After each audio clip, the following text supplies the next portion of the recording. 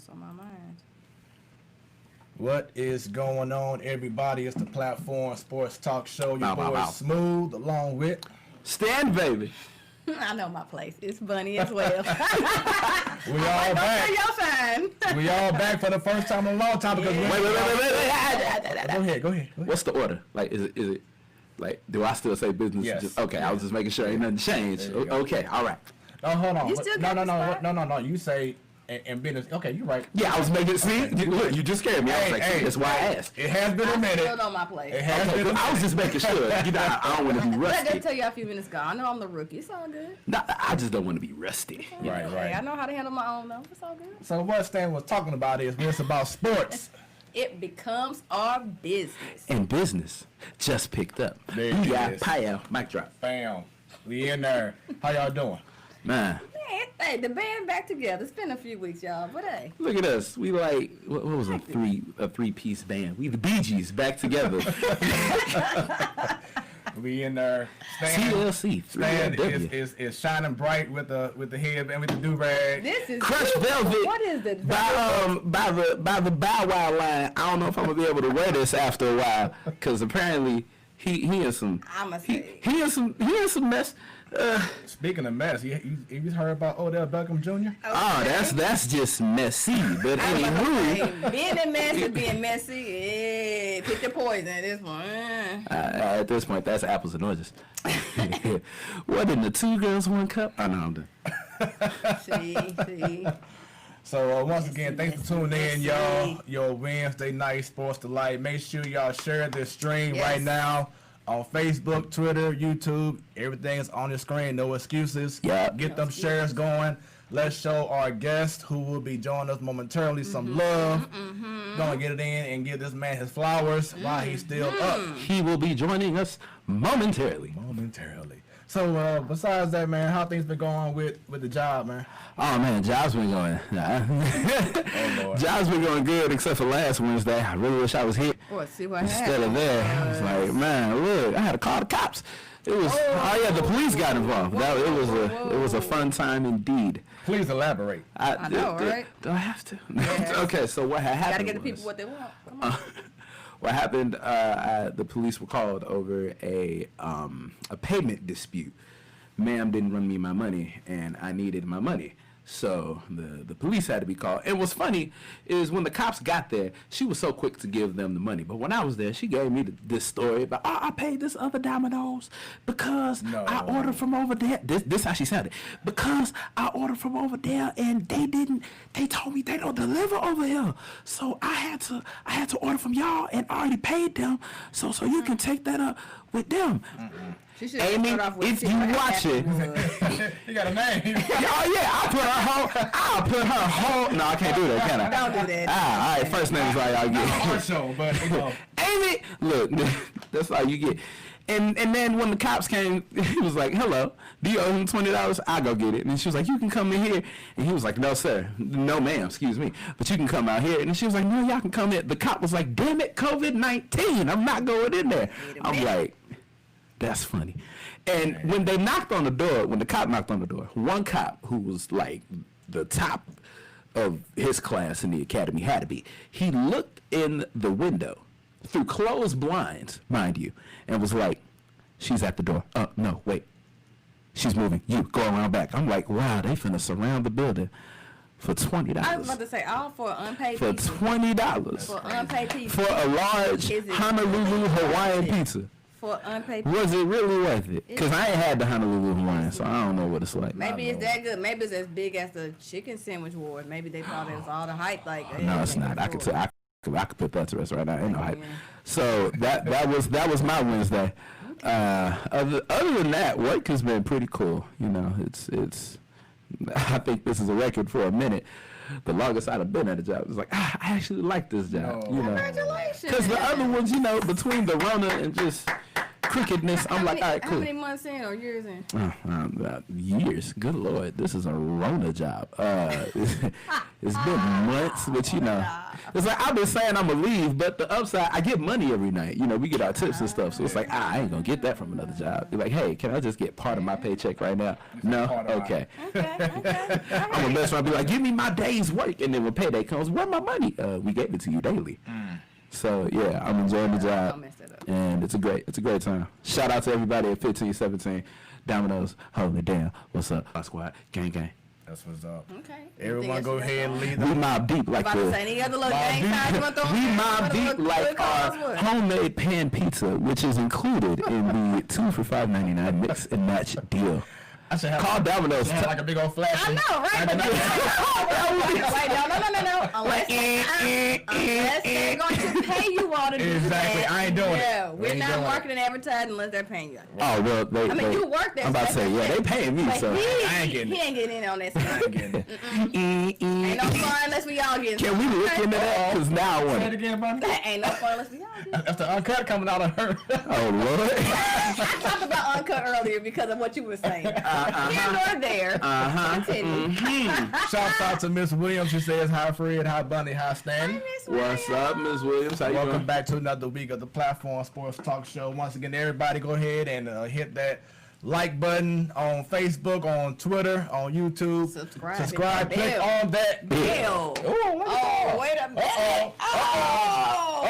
I thought she knew. I thought Wait a minute. she said I she did. knew what the deal was. I did. I need you to run the footage. I'm talking 2 years back. That is my life. Click on that bell. That's I'm a me. good backup though. That bell. It was good. It was solid. I I heard mean, you. hey, we coming. It caught me. I was like, wait a minute. It was good, but I was like, whoa. It was like, I'm here. Don't I forget, even appreciate though it. I'm a rookie, I can still hold it down. She got hyped like when the sixth man was like, yeah, I'm still in the rotation. Then the initial member of the starting five comes back. We're like, nah, you back next to Don't play me coach. for the 6 man. Hold on, bro. All right, but like you are still I'm recording. breaks now.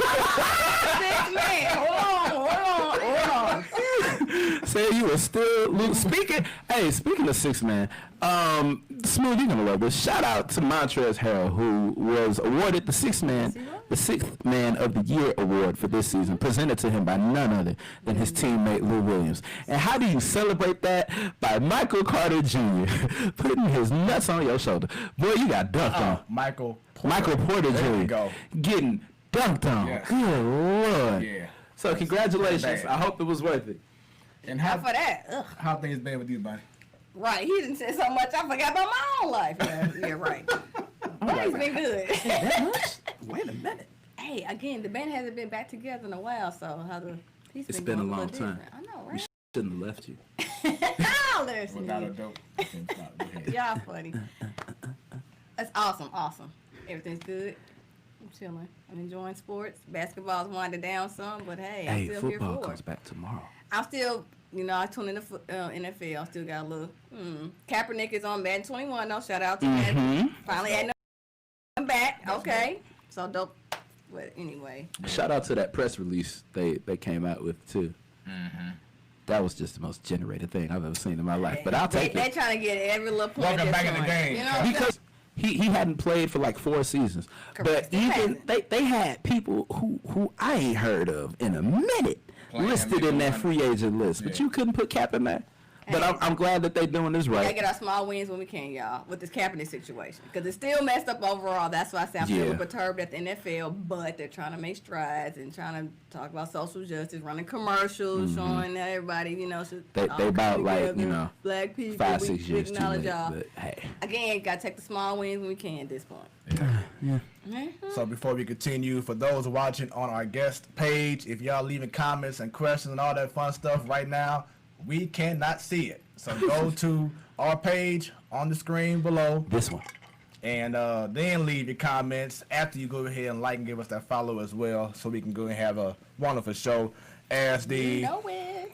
RoundTable starts now. So you brought up earlier, football is back tomorrow night. Oh, man. This has been like the first time in, I don't know, ever, that there has not been any hype leading into the football season. Well, no preseason. Nope. That's well, part of it. no, That's no. part of it. I'm actually glad there was no preseason because no Hall of Fame game, after like the first quarter, well, the Hall of Fame game got suspended because the increase. So that was just bad timing on that end. So it's like, dang. But the preseason, I wasn't worried about that. I'm just excited because I think the first game is the Ravens versus the Chiefs and the Texans tomorrow night. Oh, that's the first game. Super Bowl champs get to start off the season. Right. Against the Texans, man. Right. And then I know that the first game is Tom versus Drew. Yes. That's going to be crazy. And then I believe Sunday Night Football, Rams. Yeah. Nope, at SoFi Stadium. You're supposed to say the team that was formerly in St. Louis versus, Yeah, they whack. That's the Cowboys, so that should be a good game. How about them? Well, Dak is still probably thinking like, still ain't giving me my contract like I should have, but I'm gonna be out here, but I ain't gonna be out here. Speaking of contracts, I want to shout out somebody in one of these local Facebook Ram groups who had this conspiracy because Jalen Ramsey changed the colors of his logo on Instagram, and that the Rams didn't follow him anymore. That they were going to release him. But that is not what happened. Let me pull it up so I can get that accurate number. Yeah, guarantee part of that contract. Ain't it good? Cause I mean, it's good for him, not for me. Cause I we ain't seen it. Yeah, congratulations to him, but me. So yeah, he got that fat 5-year, $105 million contract extension, thus making him the highest paid DB in history. And add how much of that is guaranteed, because you know how those contracts are, but he's getting nice amount of money guaranteed. Let me pull that up. Oh, it wasn't on that post. 71 mil. 71? Hey, you know how many quarterbacks ain't even getting that guaranteed? Shit. Dak? Oh, I'm sorry. Exactly. That's talking about him. My bad. That's why I said he going to be on the field Sunday, but he ain't going to be there. Man, look, highest paid DB in history. He hurting something this year. I'm sorry. Okay. And then between him and Aaron Donald, my goodness. Yeah, that team, I had to give them their props when they doing something right, because I'm still a little bitter, but Yeah. Plus, their draft picks this year were pretty solid. Yes, they were. I'm excited to see what Cam Akers does, We know too. how they choked in the playoffs, that's on them, but overall, they still were going to be competitive this season. I mean, they brought back a lot of good pieces, so. And speaking of extensions, DeAndre Hopkins comes into Arizona, signed a 2-year extension already. Okay. Also, Deshaun Watson gets an extension with the. Now, how salty will you be though, or does it even matter now because you got paid? If you're Deshaun Watson, knowing that your best receiver got traded for a bag of nickels. I mean, because. That bag of nickels is added to all that money they just gave. You better shut up. That's why I said You better just it's like pick one. What you gonna complain about? Not having a receiver, being broke, or getting paid and having nobody throw to. Right, I'm straight. I'm good. Also, who I got? Dang, what's the other receiver? But I'm paid today. Kenny Steele, something like that. Still? Okay. Yeah. I He's believe solid though, right? That's all right. Yeah, he ain't no Hopkins, but He's solid. He all right. He does what he's supposed to do. Look, he can catch a couple of routes. I mean, run a little routes, couple of passes. You know. He Get shows first down. But see, it's different when you have an elite receiver on one end. Oh. Now, make him elite. you're going to have... Wait a minute. Can he be? You got to That's work the both issue. of them, though. They ain't just on what's his name? Both of them got to do it. So. Oh, yeah. And then today, Ryan Shazier announces he retired. So he's trying to, you had the crazy incident years ago, paralyzed, didn't know if he gonna walk. Yeah. Started walking a little bit better, but in regards to getting back to football, just couldn't do it. So he had an emotional post today with this announcement. But just salute to him, man, for coming back from where he came from. Because he worked. Yeah. He put in the work for it. Yeah. He honestly did. And locally, today it was announced, county executive Sam Page announced I think that man high school is about to get death threats in the county. I bet you that man's getting death threats. I'm City not is fine. County, no. Does that include I think you, that's City? crazy though. Yeah. I'm sorry. Our special guest, I can't wait. Wait until he chimes in. But that's crazy. Yeah. And that's why I said that man, his life is on the line for that. People may not think it's a big deal.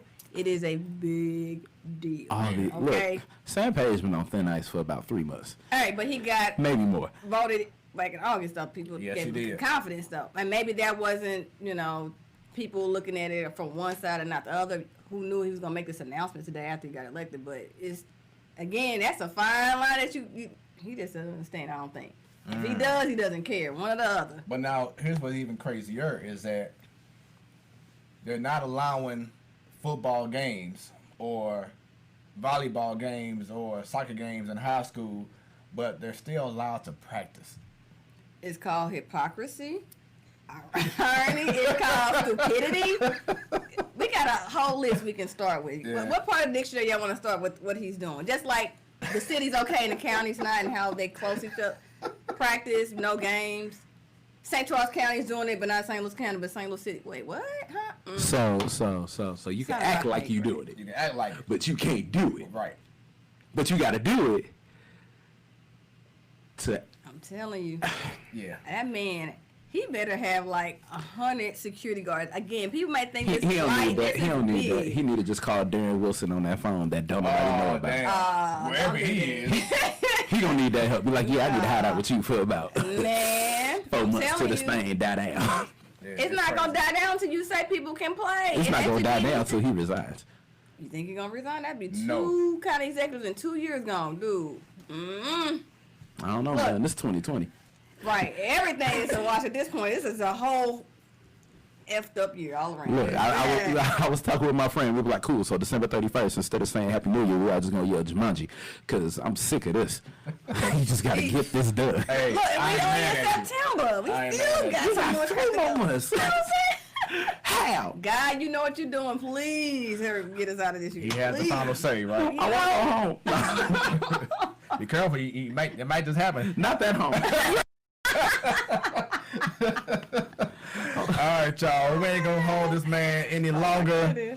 I've known this dude in a respectful basketball, manner. He was the guy at Beaumont, graduated 2000. Had some great battles. Of course, me going to the V. Had Joe Sheldon. Had Dwight Whitfield. Jesse Akins. Y'all know what's happening. Had some great battles in the public high league, not PHL, but in the public high league. I know you big on me. Make sure I let everybody know what's happening. So I got you. Because not a lot of people know what it means. Right. So in the St. Louis Public High League, this man is a very respected guy. Doing big things now. Hold on, y'all. Hold on. I'm sorry. Doing big things at St. Mary's High School, boys varsity basketball coach. Without any further ado, everybody show some love. Bring them comments for our special guest, Coach Bryan Turner. What's going on, brother? What's going on? Man, happy to be here. Man, good to have you on. How have you been? I've been blessed. I no complaints. Just trying to figure things out. This crazy world we're living in. Just hearing some of the conversation going back and forth. But I mean, it's like refreshing your all your social medias all at once, because every time you look up, something new is going on. Mm-hmm. So Right. gotta stay informed, but at the same time, you can't let it stress you out, and you gotta continue to just live your life and do the things necessary to make sure that you are taking care of yourself. So I'm trying not to get too stressed over this stuff. Like it's crazy. So Bunny said that she wanted your opinion. So we're going to talk about it now. Your thoughts on the restrictions that been extended. I mean, we in two different, I guess, municipalities or, county. So county is different than the city. Right.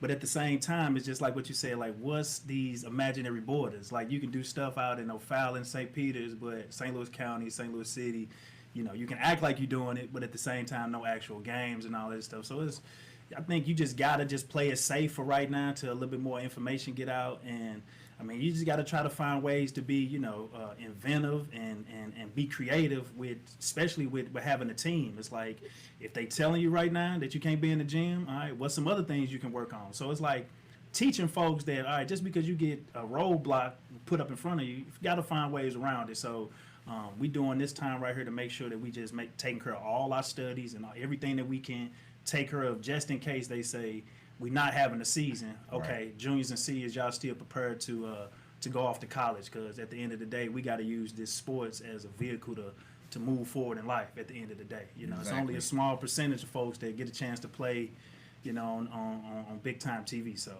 you got to kind of prepare yourself after that. So we know that once the pandemic really got big time and it came home, we know that it was in the midst of the state run for a lot of basketball teams. Yeah. Tell us about your experience that you had to go through with your team when everything got shut down. So that Friday, we had just won our district championship. So that's, you know, throughout the whole year, you know, we had ups and downs all year. We ended up winning 11 games, but that 11th game we won was a district championship, which, you know, I hold that near and dear to my heart because we play to get to that point where you playing in the playoffs, you know.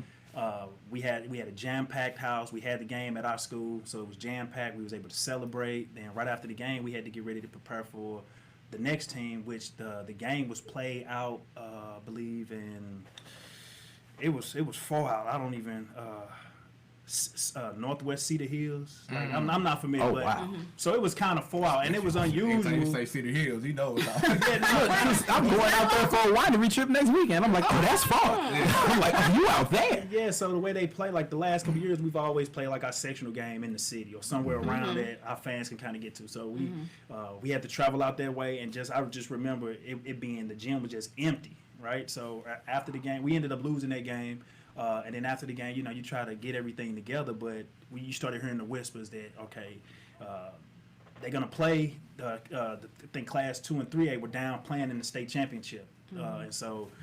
When we lost, it was just like, man, what's going to happen next? And then like that Monday, Tuesday, I found myself getting sick. And I usually get sick around that time of the year. I got asthma real bad and just, you know, I'm thinking that it's just a flare up. And so I go in to the urgent care and visit the doctor so they don't know what's going on, what's happening. So we didn't have all this information, all that just hit us all at once. And so season over with.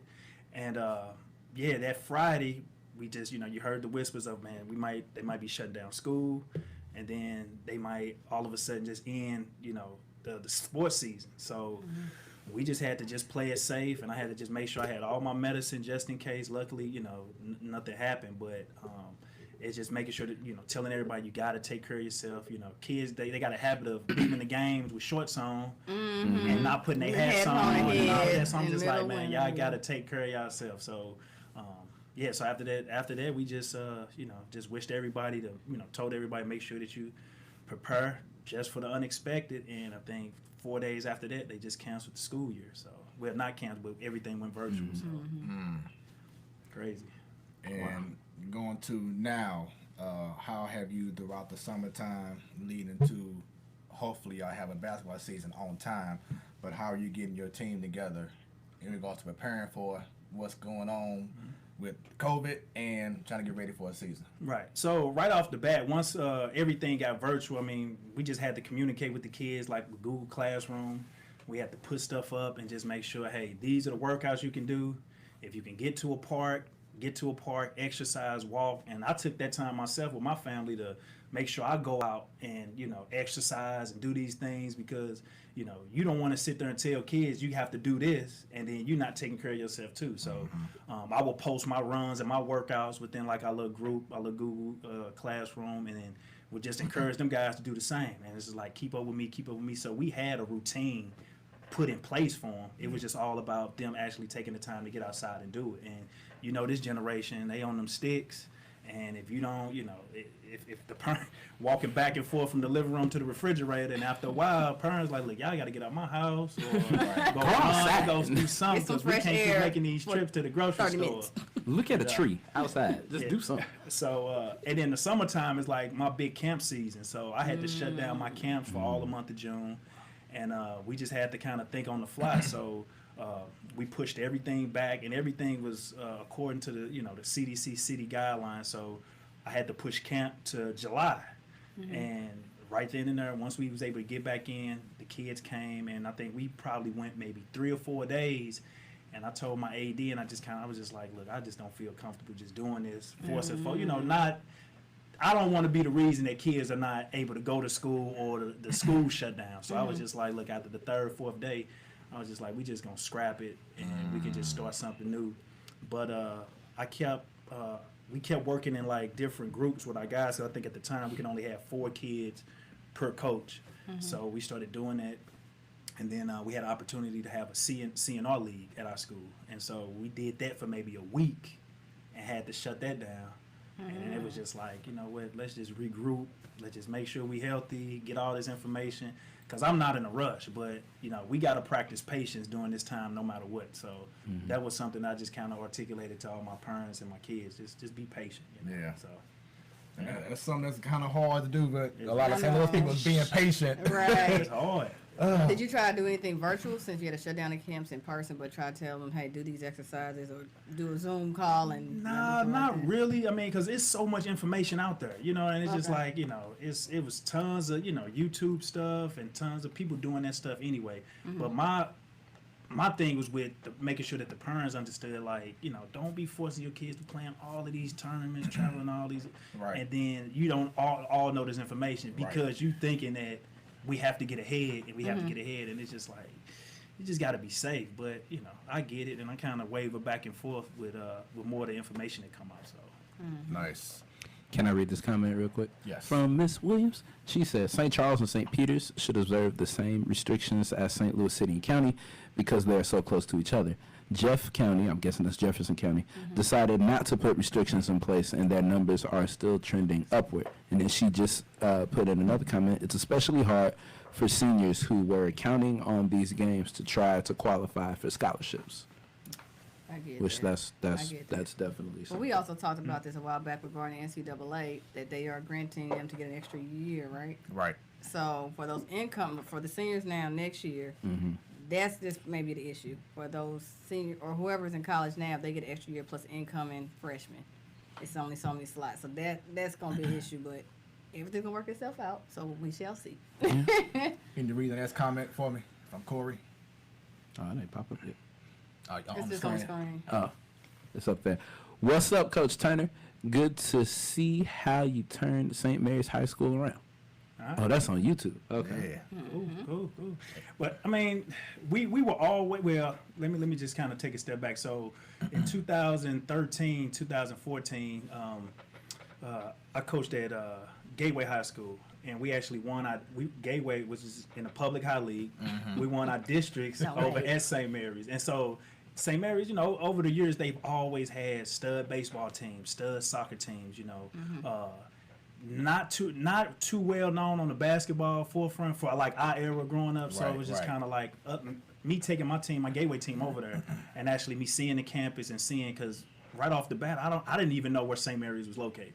And that was the talk that a lot of, you know, people that I knew was just like, where is it at? So that was my first time going over there. We actually won the district championship there. Then the very next year we played them again and ended up beating. We played at Bishop DeBerg, but they had a kid that was averaging maybe 35 points a game. Right? Wow. Josh Robinson, like, I mean, put up big time numbers. Ended up playing at Austin P, and he averaged maybe 15 to 16 in the OVC. So he kind of put them on the map for like this generation and people kind of taking notice. And I was fortunate enough to be on Coach Kelvin Lee's staff his first year. And we came in, we kind of had a blueprint, and we followed the blueprint, and he ended up leaving after I say 2016, 2017 season, and myself and Coach Green, we kind of, you know, picked the ball up and started running, and you know, we've took off ever since. It So, is. Okay, all right. Miss Williams says it's especially hard for seniors who were counting on these games to try to qualify for scholarships. We read that one. You did? I'm Yes. sorry. Then we have. Good Lord. What we didn't read is this one. It says, gosh. BT the Great. Been a killer since I met him, and he was killing me in the 8th grade, and I was in college. What's up, bro? It's Bird from Team Spin. Bird, what's up, baby? Yeah, man, Bird used to, man. I was in college. Nah, man, Bird was a playground legend within himself, man. Yeah. And that's one thing that I think this generation is just kind of. lacking. I mean, Hey, but we gotta. I mean, at the same time, everything has to be safe, and that's the ultimate thing. And you know, we can't expect that this generation had, you know, that's, you know. But at the same time, you know, we grew up playing on the playground, we grew up playing in the parks and stuff like that. So do you feel overall that this generation is spoiled? I'm not gonna say spoiled. I mean, they have more access to certain things. Like, It's true. so many coaches. I mean, you It's gotta true. look, man. It's people that are holding it down as far as, having skilled coaches, having some great assistant coaches, great head coaches at these programs around St. Louis that know the blueprint. Like, it's not a secret no more. Like, we know St. Louis put it down as far as when we play these Chicago teams and we play teams out of state, we hold our own. And one thing that a lot of folks, even from California to New York, you got to strap them up tight when you play against guys from St. Louis. And that's not by coincidence. So we've had a good diet of a good coaching around town to get a secret back to these guys. So I'm not going to say that they spoiled. I think we have access to better coaches around town now, because, I mean, me personally, I had great coaches coming up. They taught me about the manhood part, but I learned all my basketball skills from just playing. Bucket, playing games all day, every day, and very little skill work, And I think this generation is all skill work and not too many. I mean, you still play the AAU games, but That's what I was not about too to many ask you games about. that actually mean something. You know what I mean? It's funny you say that because with the AAU circuit, specifically high school, you hear a lot of opposite. A lot of highlight reels, dunks, all that good, but the skills are lacking. Like, if you're tall, not even say tall. If you're athletic, you know how to score, hey, you great. However, the lacking of the skills shows that these boys do go to college, or the ones that you get one and done. Sometimes you hear like with the AAU, but they don't have the game time situation where they strategy, a little bit of stuff, or the what do you call it, basketball knowledge or court awareness. Sometimes you hear they don't have that. It's like you're great off athleticism, but regular skills they don't have. So, what's your thoughts? Thoughts on that? I just think that kids got to go back to playing meaningful basketball. I mean, with the amount of AAU games, there's not a lot of emphasis on. If it's not a dire situation if you lose the game, because you're about to get another game next week. You're about to get another 3 more games this weekend. Yeah. So it's not a whole lot of emphasis on It's like, dang, I lost playing games. Right. But when you on that playground and you done got up there, you've been up there all day, and if you lose and coming off this court, you might as well, because there's 50 more cats sitting over on the side. Right. It mean more to do the little things to stay on that court. And I just think like this generation is just kind of like, that's how I developed my dog, was just kind of like, I'm not getting off this court. This last game point is going to take 30-40 minutes, because we're going to foul, we're going to push, we're going to do whatever to get this last bucket or stop you from getting it. And sometimes I think, like I said, the kids just feel like, we're going to get another game, so we And don't have to do that's that. why I said, to me, in regards to spoiled, just because, and we had this conversation with Anthony Booker. Shouts Right. out, I got a shirt on. Yeah, and Coach everything. Booker. Coach Lee, Congratulations on him, too. last week with Coach Don Boyce.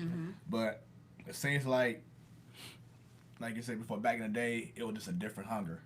Yeah. But nowadays, it seems like a lot of kids are used to coming from being the man already, and then stepping in and just expecting to be treated like you LeBron James already. You know what I'm saying? That's what I mean in regards to that sport mentality. It's like they already expect, I'm coming in high. I need to be the top guy. Is it because they get hyped so long? Because a lot of kids in middle school, middle school kids getting hyped and getting ranked and all that. So I think some of that, I don't want to say arrogance, that ego, if you want to say, is carrying over. So like you said, they're expecting more than it's like, but you got to put your work in. Right. Yeah. And I mean, it was like that for us growing up too. Like, I mean, we all had that same mentality as far as making sure, trying to get ranked, trying to come in with our chest poked out. But at the end of the day, you had to prove it. You had to, I just remember just looking in the back of the Streets and Smith magazine, trying to see, all right, who the top ranked guys. What are they averaging? Okay, if I get a chance to play up against these guys, this is my benchmark. This is what I have to do. And so I think it's always been there. But at the end of the day, you got to show and prove. I mean, it's the show me state. You got to go out there and show why you rank number one. True. And in my eyes, it's just like, you can't be, just being average and be talking about you the top ranked. Top ranked. Top ranked what? Because Top ranked who? you got to pass that eye test first. And Yeah, I that's got an 80 overall, but I'm the top dude. Like, what? Nah, hoopers go out there. We look, and you gotta pass that eye test before you get some respect from other hoopers too. So Okay. yeah. So once again, it's the platform Sports Talk Show. I am your boy Smooth, along with, Stand, babe. Bunny. and we have special guests. Coach Turner. There it BT. is. He ready, y'all. All right. He ain't got to ask. Oh, my turn, Coach. Nah, he ready. Coach. Put me in, coach. I'm ready, coach. Put me in, coach. So a question that we typically like to ask our guests. We talk about now the present day, but we got to go all the way back to when you was a little kid. I'm gonna have Bunny go ahead and ask the question. Well, me? Wait. Yes, He ain't yes. been here in a while. Go Go him. ahead. No, he probably won't know because he All right, cool. Wait, you don't know? I'm a rookie, but I can. Oh my gosh. Well, Y'all are here. funny. Coach Turner, first question. About to ask. You take too long. When did you develop your love for sports? All right. Okay. Don't do that. Don't do it. Been here. Man, that's Google me, Chuck. the first love of sports just came early. I guess probably like around 8 or 9. Just watching my uncles play and just watching kids in the neighborhood, no matter what it was, basketball, baseball, football. We just picked up on everything, and that's how I got off into wrestling too. So it was just like Okay. that was the first thing we saw on TV Saturday morning, and it's just like Yep. okay, they athletic, they doing this, they got muscles, they doing this, that, and the third. So all of that stuff just kind of happened around like 8 or 9, and it just carried over. No matter what season we were in, that's what sport we played. All right, it's football season. All right, we're going outside playing football. Baseball season, we're going to get baseball, play some kickball, play some tag. Then when basketball come around, we hoop. So I say real early, 8 or 9. Yeah. What was the first sport that you got involved in? Okay. I thought I had. No, I was like, "Ah, second question." Okay. Sorry I about was like, that. "Oh, you got it back." All right, cool. Okay. All right. No, you got it. You got it. Who's the? What we doing? It don't matter. Do your thing. You know I'm me? asking Do this your question. thing. I'll ask it. Okay, go ahead then. Go ahead. Since you wanted to call me. Y'all going back and forth. I was just saying, hey, I know I'm a rookie, but I said you ain't been here in a while. Go ahead. I was yeah. being nice. Oh, okay. I appreciate you. I But see, appreciate you know what's good is that we have the same mindset. So Because I was like, so what? It's on you. Okay. Okay. I was like, my bad. I'm Tag step team back. in. I'm gonna sit back here. D-Hon, get the text. I'll go get it too. So what was? I had a question before that question. So out of the sports that you all would play when it was that season, like when it was football, you would play football, baseball, etc. Which one was your favorite, and which one were you good at? Yeah, I mean that's a good. So football was just kind of like, the things that we just did. Like everybody, I stayed not too far from a park, not too far from a football field. So it was nothing to, throw a football around, a couple guys around, like 3-on-3, 4-on-4, one guy quarterback, go deep, you play. So that went on for like 3 or 4 years. And with the basketball, I was a late bloomer. I didn't really get into organized basketball till like I was 11 or 12, which, nowadays, like we talk about, man, kids are getting involved Young. real early. So I was considered a late bloomer. So I would say my first love was football, but I was like a real nerd growing up as far as I'm digging in the stats, getting the newspaper, looking, seeing who got the most touchdowns, who got the most rushing yards, and then that Sunday, soon as Joe Montana or Craig Rogers or whoever is the top guy at that time, soon as we finish watching the game, we go right outside and play. And that was just a cycle for like 3 or 4 years, but I got involved in a little, Matthew Dickey league early, but not really. Oh snap! We talking about leagues? Yeah, no, but that was just, Y'all finna get the story now. No, I'm gonna leave the story alone. So I played and I was the coldest cat until they started hitting. And then as soon as they started hitting, I was Like, yeah, I'm good. Y'all can't touch me. Oh, y'all can touch me now. Okay, I don't want to do this. Y'all doing that, huh? This what we doing? This what we doing? Matter of fact, coach, I'm gonna walk off the field. Just don't disrespect me. Matter of fact, I'm a coach. I'm a coach from the side. y'all can have this. You know what I'm saying? So, Matter of fact, here's your uniform now. We got a comment from Marquise Twine says a young dreadhead, huh? oh yeah. I mean, it was the era back then. Everybody had the dreads, the the twisties, the Right. and I had Right. I'm thinking about yeah. like, oh, okay. And I told you, You had what? Yes. Oh Lord, I had it. And what a transition. Right. Right. the No, don't come for you. Wait a minute now. Hey, you can. I still look good regardless. He told you. Well, see, I had the drink, but I had like a little twist, a little that was. Oh, I thought you. Oh, okay. Look, back then. because you said you too. I thought you was talking about the. Oh no, not. I'm like, See, my mom would not allow me to go Yours neither? that far. I had to wait till I was 20 to get the juice Like, fade. keep Look. Wow. it okay. Like I used to have a little texturized bob thing going, curl, little curl, everybody went through that little phase. Yeah. taper, like fresh. You know what I'm saying? But Oh, you had your long as your line is Eric good. Marlon Bishop. That's your Jamie Foxx. You had- every morning I'm like this, making sure it was popping, it was good. You had that.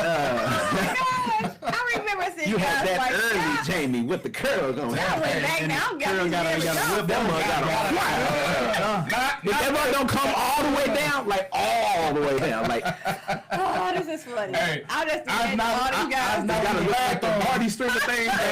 I could not leave the bathroom until I made sure every side was right. And your lining was good, right? Y'all had clean line because there's no us ladies. Look, you still gotta have clean liners to this Cause you know day. us ladies be like, But what about the text on the top and then the waves on the side though? Hey, as long as y'all wave game was on point, you know y'all always had it. The ladies. That text was Let me go now. Let me stop. gotta let them bake. I just got cut up. They still cooking. You gotta You let gotta them get bake. me Let them bake. Surfing USA. Gotta let them Get bake. seasick over here. Wait a minute. You remember the first time you showed up? Come on, man. Why? And then I had to go real fast. Suzanne and I was still tag teaming you about that though. Exactly. We was just like, hey, dude, you took it to her anyway. Cause y'all was talking about me. I was like, that's it. I'm sick of this. That dude, like, what the hell is you doing with it? What? No, anyway. I'm sorry, we got off track. That's why I had to get the better ones. These are the show do-rags. Like the other one is at the crib. That's the night do-rag. It's a system. So the equivalent to how ladies wear the satin pretty bonnet. There you go. There On you, the camera, and then we got the one with the holes and it looking ragged and we like, That okay. super big one that you only wear in between the hours of 10 and 5. 10 to 5. But you peel it off 2 minutes before you got anything Right, to before do. you. That's what you're supposed to do it. You gotta peel it off just at the right time. You got her look the part like, I'm gonna take this off real quick. Hey, Nah, 2 you gotta minutes. peel it off. So, Cause look, hey. if you tie that do-rag too tight, you gotta get that time for your skin to pop. Oh my God. That damn line just stayed there. Be strong and wrong, don't it? Just Y'all would have a good like, what? They be like, hey, how look, y'all? How look, boy? Your head look like segregation. We can see the division. What is going on? East side. What? Well, don't you mean north and south? When I saw Bobby, they had it. For them 720 waves, they turn it this way. Y'all so silly. Hey, that's how they really got a full staff. When they tie the rag to the side, had that line going this way. And be like, what are you doing? Your head look like a sunrise and a sunset. What's going on? Man. Well, yeah, so that's how we do it here on the platform Sports Talk Show. So, going back, you brought up wrestling, and I'm glad you did. Let's talk about this pick right here. Oh, Lord. He done dug up archives. Oh. Yes. Let's talk about that pick right there. First question, I just need to know, what championship side plates are those? Or are those just the WWE Yeah, side that's plates? just the generic Okay. side place that they. I was like, who you got? Nah, that's just me and my dad mode. My son is 8, and we just kind of got back into it. I mean, it was like one of my first loves coming up. But when you got little bitty kids around the house, you don't want to be the dad teaching your kid wrestling moves on the playground, and you get that phone call. You got to let them learn it naturally. Yeah, and it's just kind of like for when he was 5 or 6, we couldn't really watch it. So now he kind of, he kind of age to where, he into it. We into it, just as much. And yeah, we was geeking out. They got something new called the Thunderdome, so we're not able to have the people in the fans. So we signed up for that, and we jumped on. We were planning to do the AEW.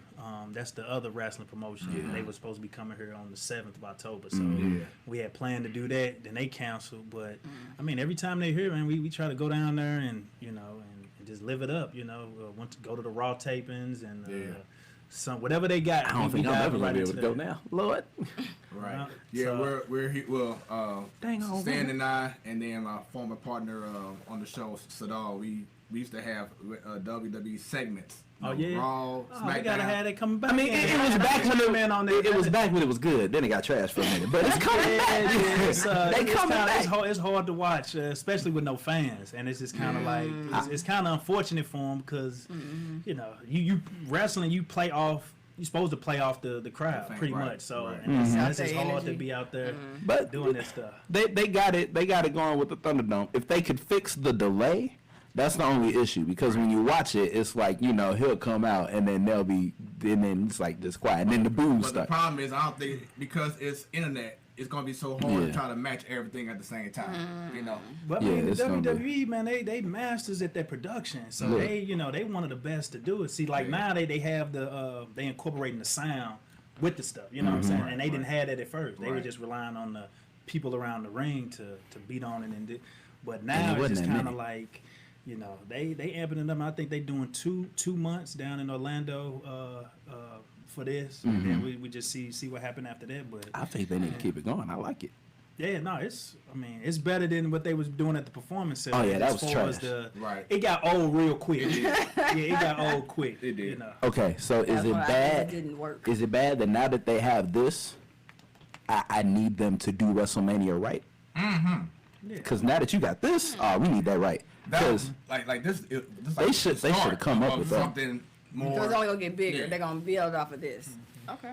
Because can you imagine how expensive? Well, it probably wouldn't be none of them. Right. But if they do WrestleMania like that, and just have it to where like of course it doesn't match the in person. So are you saying like have it at a stadium? Like have it where you would have a WrestleMania and then pick the boards up. Because you can get enough money for that. Shoot that idea to them. Or just have enough to like fill the camera shot. You know, probably don't go. Because I believe right now, and you probably couldn't tell, but I believe right now they just have like that side, like it's just only one side. Let's say like this the rink here, and then you got like this side going to the middle. Right. That's the fan, and the whole other side is nothing. Right. They got it wrapped right past the announce table. Yeah. So that it'll look good. I mean, but with the camera angles, just everybody stay on that one side. And then that's the side that they would always have that base camera anyway. Right. So it just works out like that. Plus, with them being in Amway for the next 2 months, they ain't got to worry about switching nothing out. What are your thoughts on Roman Reigns finally becoming a heel? No, I mean it's interesting. I mean they kind of was playing they was playing around with it for a while, and I honestly thought that he was the leader of Retribution. So that's what I thought. I thought he was gonna come out and be kind of like the leader that came out and I hear CM Punk for that. Nah, but you know who they say it is now though. Dijakovic, the guy from NXT, and Mia Yim from NXT. Okay. So I saw her eyes the other day. They did the little promo, and I'm like, oh yeah, that's her. And so I mean, I like it because it kind of give them an edge, and I mean, and they needed to spice some things up with Roman. So it's pretty cool. You don't like it? I love it. Oh, okay. I love it. Yeah. When he came back, I was like, something different. And then on Friday, I was like, okay. And then when I saw Paul Heyman, I was like, oh yeah. no, y'all didn't. That was dope the way they did it. I was like, when they slid him right into the camera. Right. Now, it was something when he said, and that's not a prediction. I was like, you lying. You lying. You lying. And then he slid in. Now believe that. I'm like, that's it. That's a wrap. That was dope. Did you see the payback? Oh yeah. I like how he did it. Just threw Signed it. The pen. Bow. Cheers. He did exactly what he said he was going to do. I'm still hoping that he at least has a outfit change. Like, don't be the same with the vest on. Like, do something different. But he heelish now because he got a beard. Yeah. So it's kind of like he done changed up from the baby face and cutting the little goatee. They got to change it all. Right. Oh no, I think that the same way they changed Seth Rollins. And they didn't change CM Punk when he went heel. Right. They just changed his appearance. But you got to change that outfit because that outfit is too Shield-ish. Right. And it just reminds us of that. It's like, okay, Shield is done. Like now that they're is just doing done. the T-shirt now. Exactly. The T-shirt to promote the T-shirt. But yeah, they gotta switch it up. And then there's also the merchandise as far as if you got all of the Roman Reigns with the Shield version, now you got to get the SummerSlam version or the other version. So they're gonna find a way to get us in.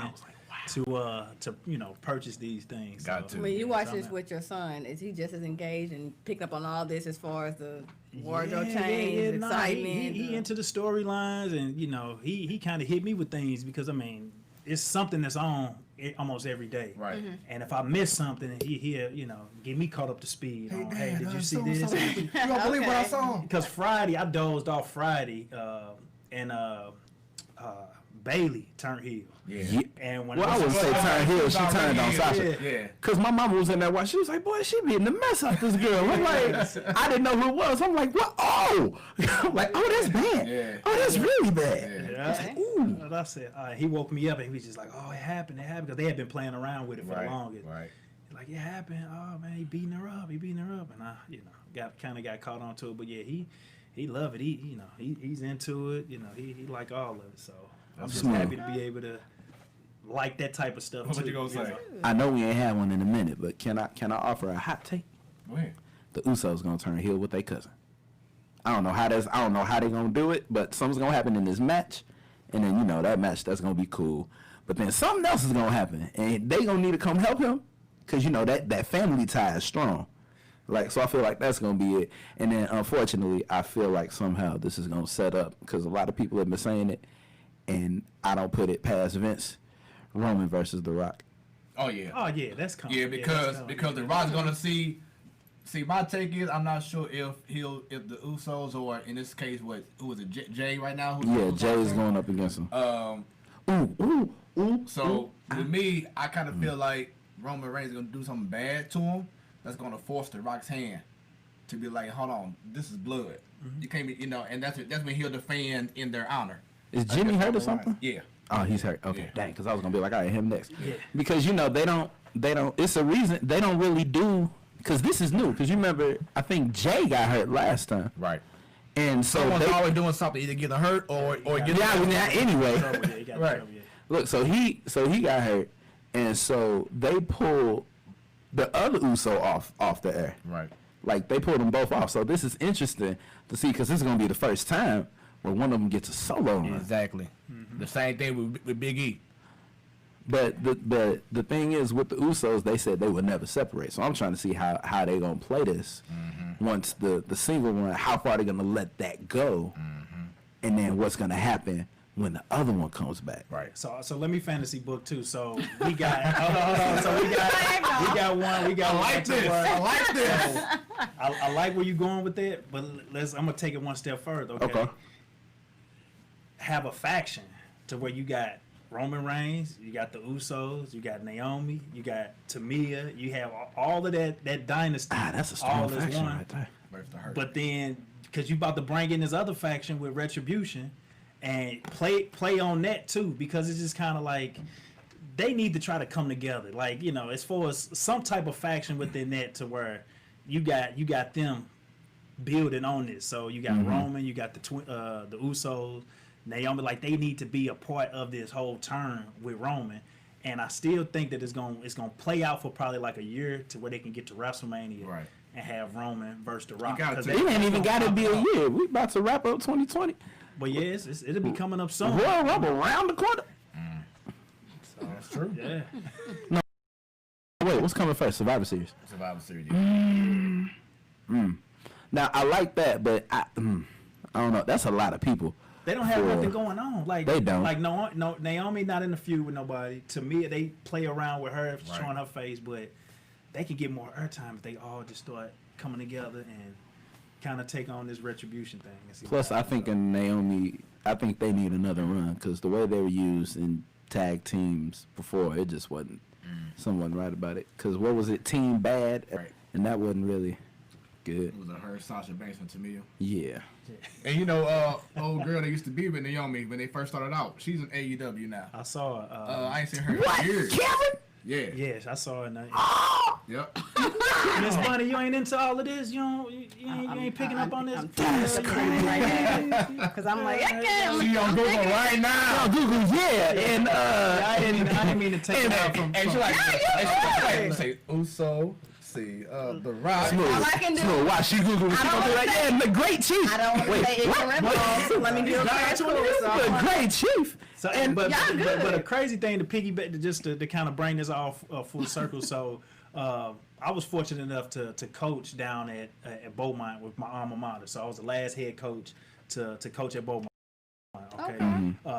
One of the kids that I had on my team, I used to always tell him all the time. It's just like, he was big into gymnastics. Okay. And we had played games, and then he'd get around a crowd of folks, and all of a sudden he just start hitting these flips in front of folks. And I used to get on him. I'm just like, man, just don't do that amongst the crowd. Like that was his side job when the season was over with. So he was like a big time gymnast, and I used to be like, man, look, one day, like, you're gonna get paid for that. Like, don't get this to people free as far as just to show out to make things popular. So, make a long story short, he ended up traveling the world. I think he was in Circus Soleil. Did a whole bunch of like 10-year runs. He would do the circus that come in St. Louis. So he went Universal. So he did all of these things. Traveled all over the world. So I get a text not too long ago. Probably like last summer. He got accepted into the Performance Center. So he'll be a WWE superstar. So it's crazy because he's on Raw, he's on SmackDown in the behind the camera beating on the glass, and I think he ran in one time, and McIntyre kind of threw him over the top rope. So it's just cool that we have a connection with a kid that I watched grow up to he doing some one of his dreams. So I thought that was pretty dope too to bring it full circle. So. That's what's up, man. So we look forward to talking about him on future shows. Shout out to Sydney King. Yeah. Have him holler at me. So you make that happen, man. So once again, this is the Platform Sports Talk Show. Make sure y'all follow us on all them pages on the screen. No excuses. Yes. Subscribe. Click on that. Wow, really? The one on me for trying to do it at the same time. I was making sure you weren't going to do it twice. I was making sure. I'm looking at you like, come on. Because once we go live, I messed up last time. oh man, Notified. hey, there you go. I was hoping for the whisper. No, cause Is this on? Because I was going to be like, oh, dang, they hurt me. Incredible show so far with Coach. Definitely appreciate you being here during these times, man. So continuing on, what led you to go to Beaumont? Just the neighborhood, I grew up right around that area, around on Ashland, and went to Farragut Elementary School, went to Williams Middle School, and that was the neighborhood school to go to. And like I said, just during that time, the same guys that I was playing ball with in the schoolyard and the playground, we had a little bond, and I didn't, at that time, I didn't feel like it was right for me to, try to venture off and try to do something else. I mean, I'm from the era that, no matter what neighborhood that you played in, you went there and you tried to make the best out of that, I think now this is just the generation where the moment a kid get hit with some resilience, they like to transfer or they move. The sport mentality. Yeah, so something like that. So I I was like... but look at some of the pros, though. They do the same thing, too. Yep. Yeah, no, it's a whole era of that. Like, if it's not right, let me bounce and let me move. And so, I didn't want to go to them guys right there. I wanted to, beat them guys. Hey, sorry for you, man. Hey, sorry for you, bro. Yeah,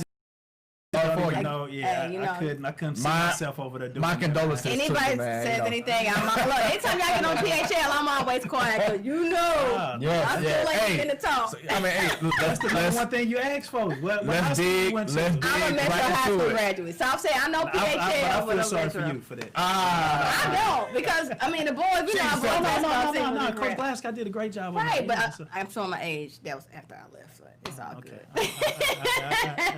So let's go ahead and dig into it, because as you said, you didn't want to go to that school, my school, these school, B-side. You know how it is. Okay, now these school, that's hold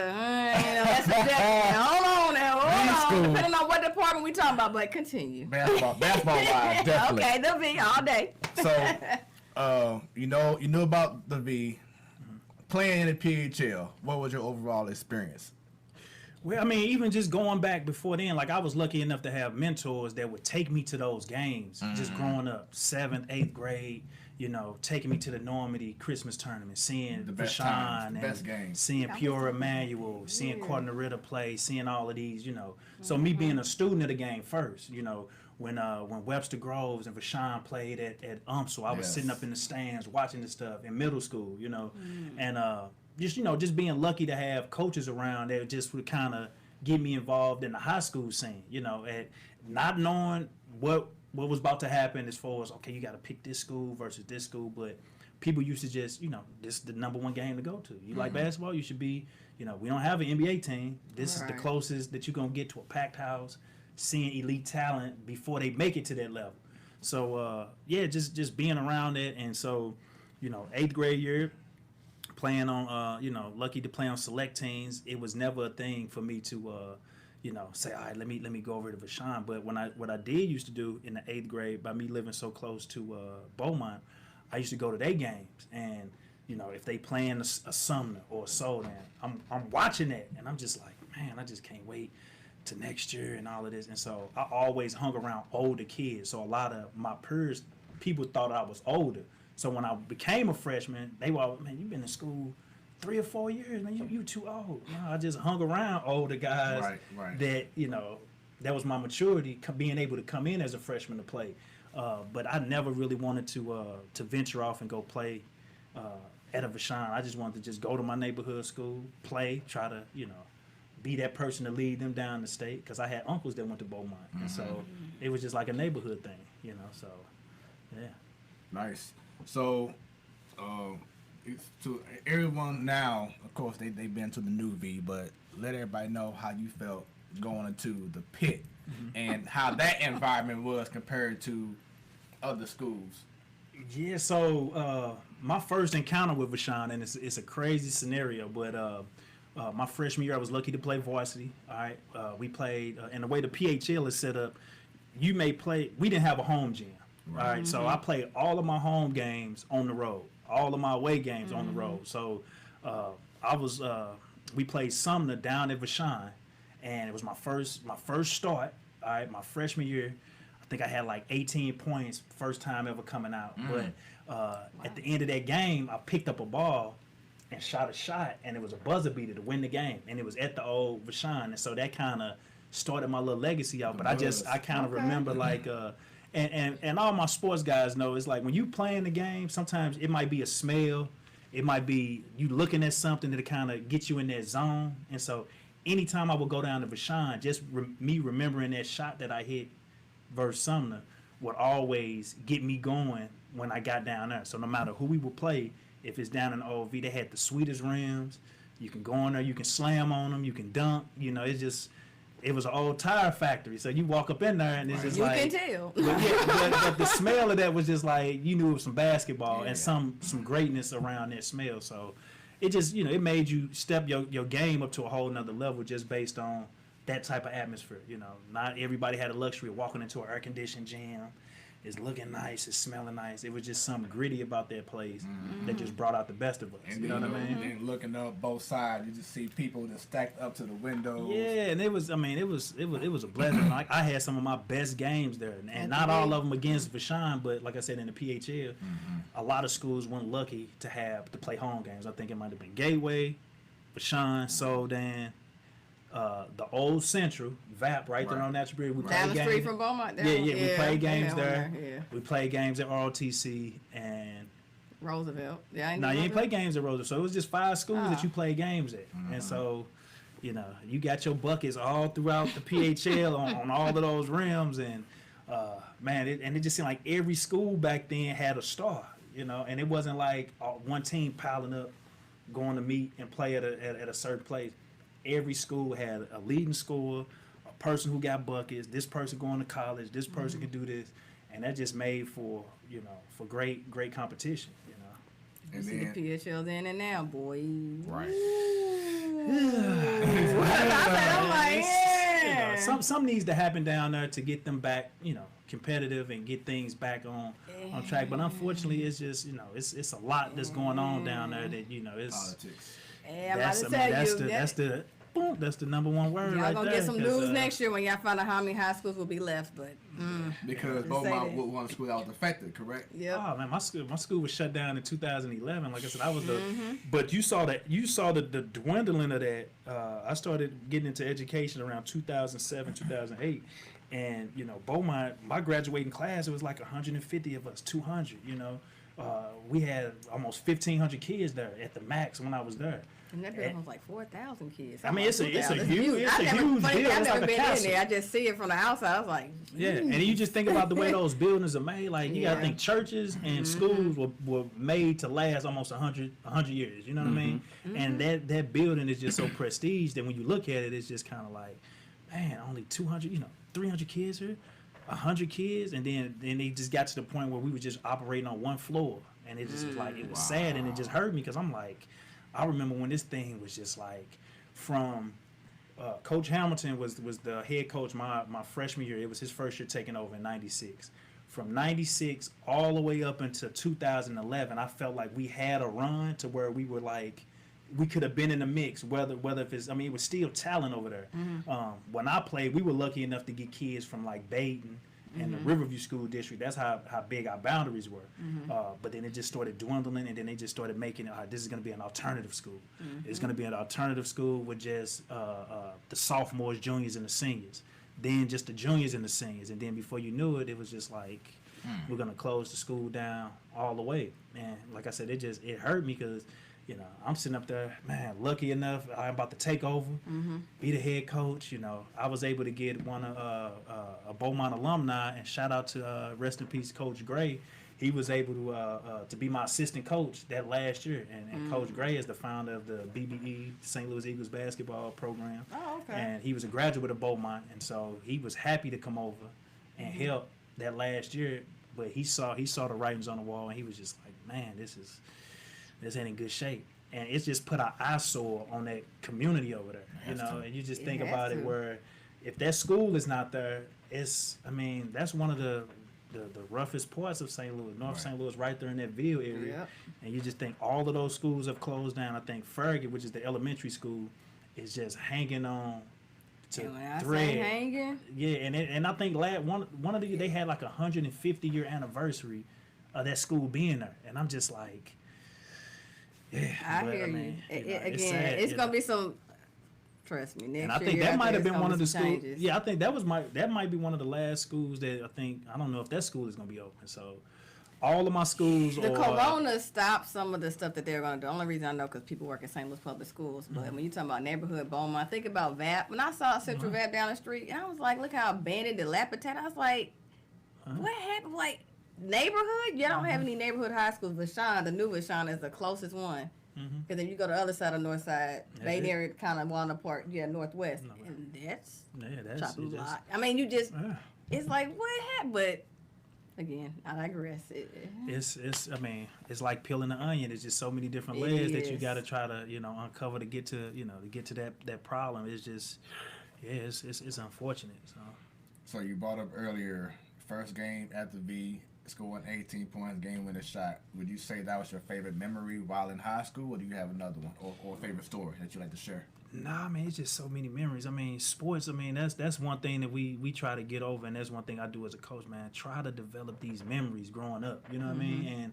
And, try to develop your memories, but then try to build on them, because after a while, you don't want to keep talking about, Smooth, remember when we used to do this? Remember we used to do after, like Cat Williams said, man, if you're doing the same stuff over and over again for your birthday, it's time for you to be in a different room with folks. And so it's like, develop some new memories. But that was one that kicked it off. But I just have so many great memories, and just being fortunate enough to let basketball kind of, get me through this. But I've came across some great folks. Been around some great men, been around some great women, and and it started back then. So I won't say that was my best moment, but that for sure kind of kicked it off. Tell us about the process of you being recruited during your, I take it, junior, senior year at Beaumont.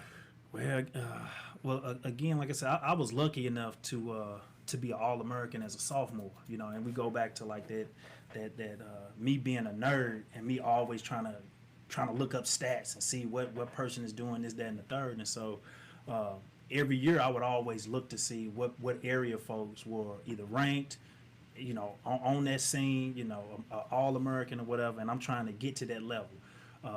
I was lucky enough to get invited to the Nike All-American camp my sophomore year. So I'm out there with like Tyson Chandler and Luke Rittenauer and like all of these big name folks.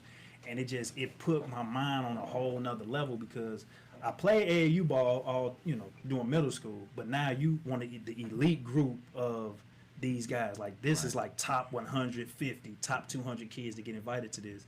And, I see kids that, I get on the airplane, Luke Rittenauer got a basketball up under his arm.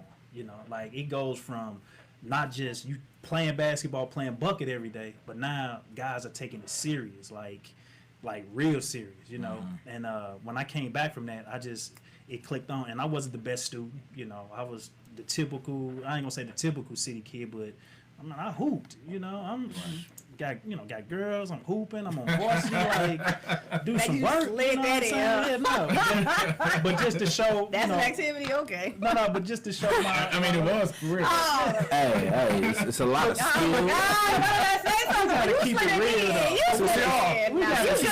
You skill, man. And some people got it, some people don't. Yeah, gotta keep it a buck here. Yeah, and I don't want to come off not being authentic. So it was like, me being immature. That's what my mentality was, and not, And every other guy probably that age group, but hey. Yeah, like I said, 14 years old, 15 years old, I'm already hanging with older guys. So I'm seeing this, and I'm just like, oh, God.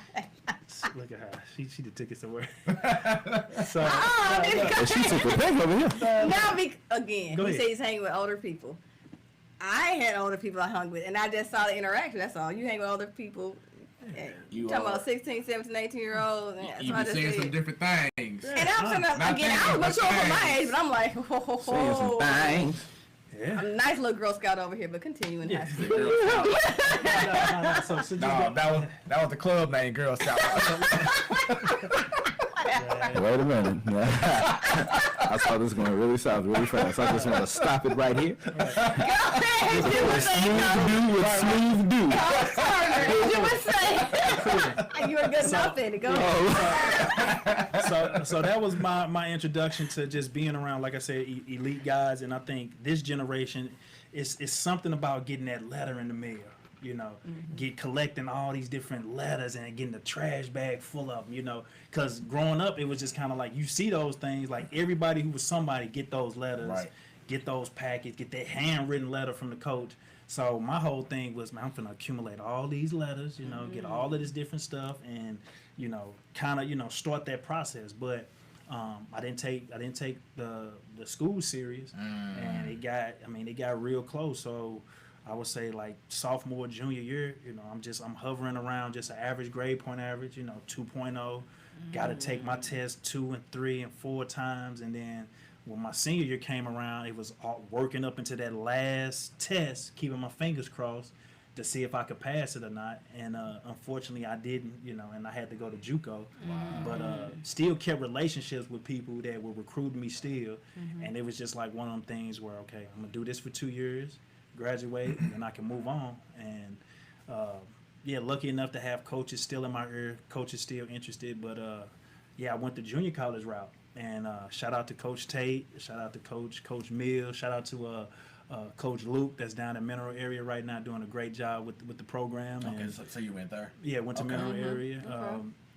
Went there for 2 years. I was Coach Tate's first All-American out of Mineral area, JUCO. So that was a blessing. And JUCO route is, and not to say that the D1 route is not tough and not hard, but it's so many guys at that junior college level that are just like dope. You know what I mean? And all hungry because they try to get to. Yeah, and they just like me. Like they probably didn't take the school serious, serious either. So it's kind of like you gotta have thick skin, and you gotta be down there to be like, man, look, I gotta get through this, and I gotta get through this tough and not play around, because even with JUCO, it's hard to build a team aspect when you got kids coming almost every year and everybody trying to come there and leave.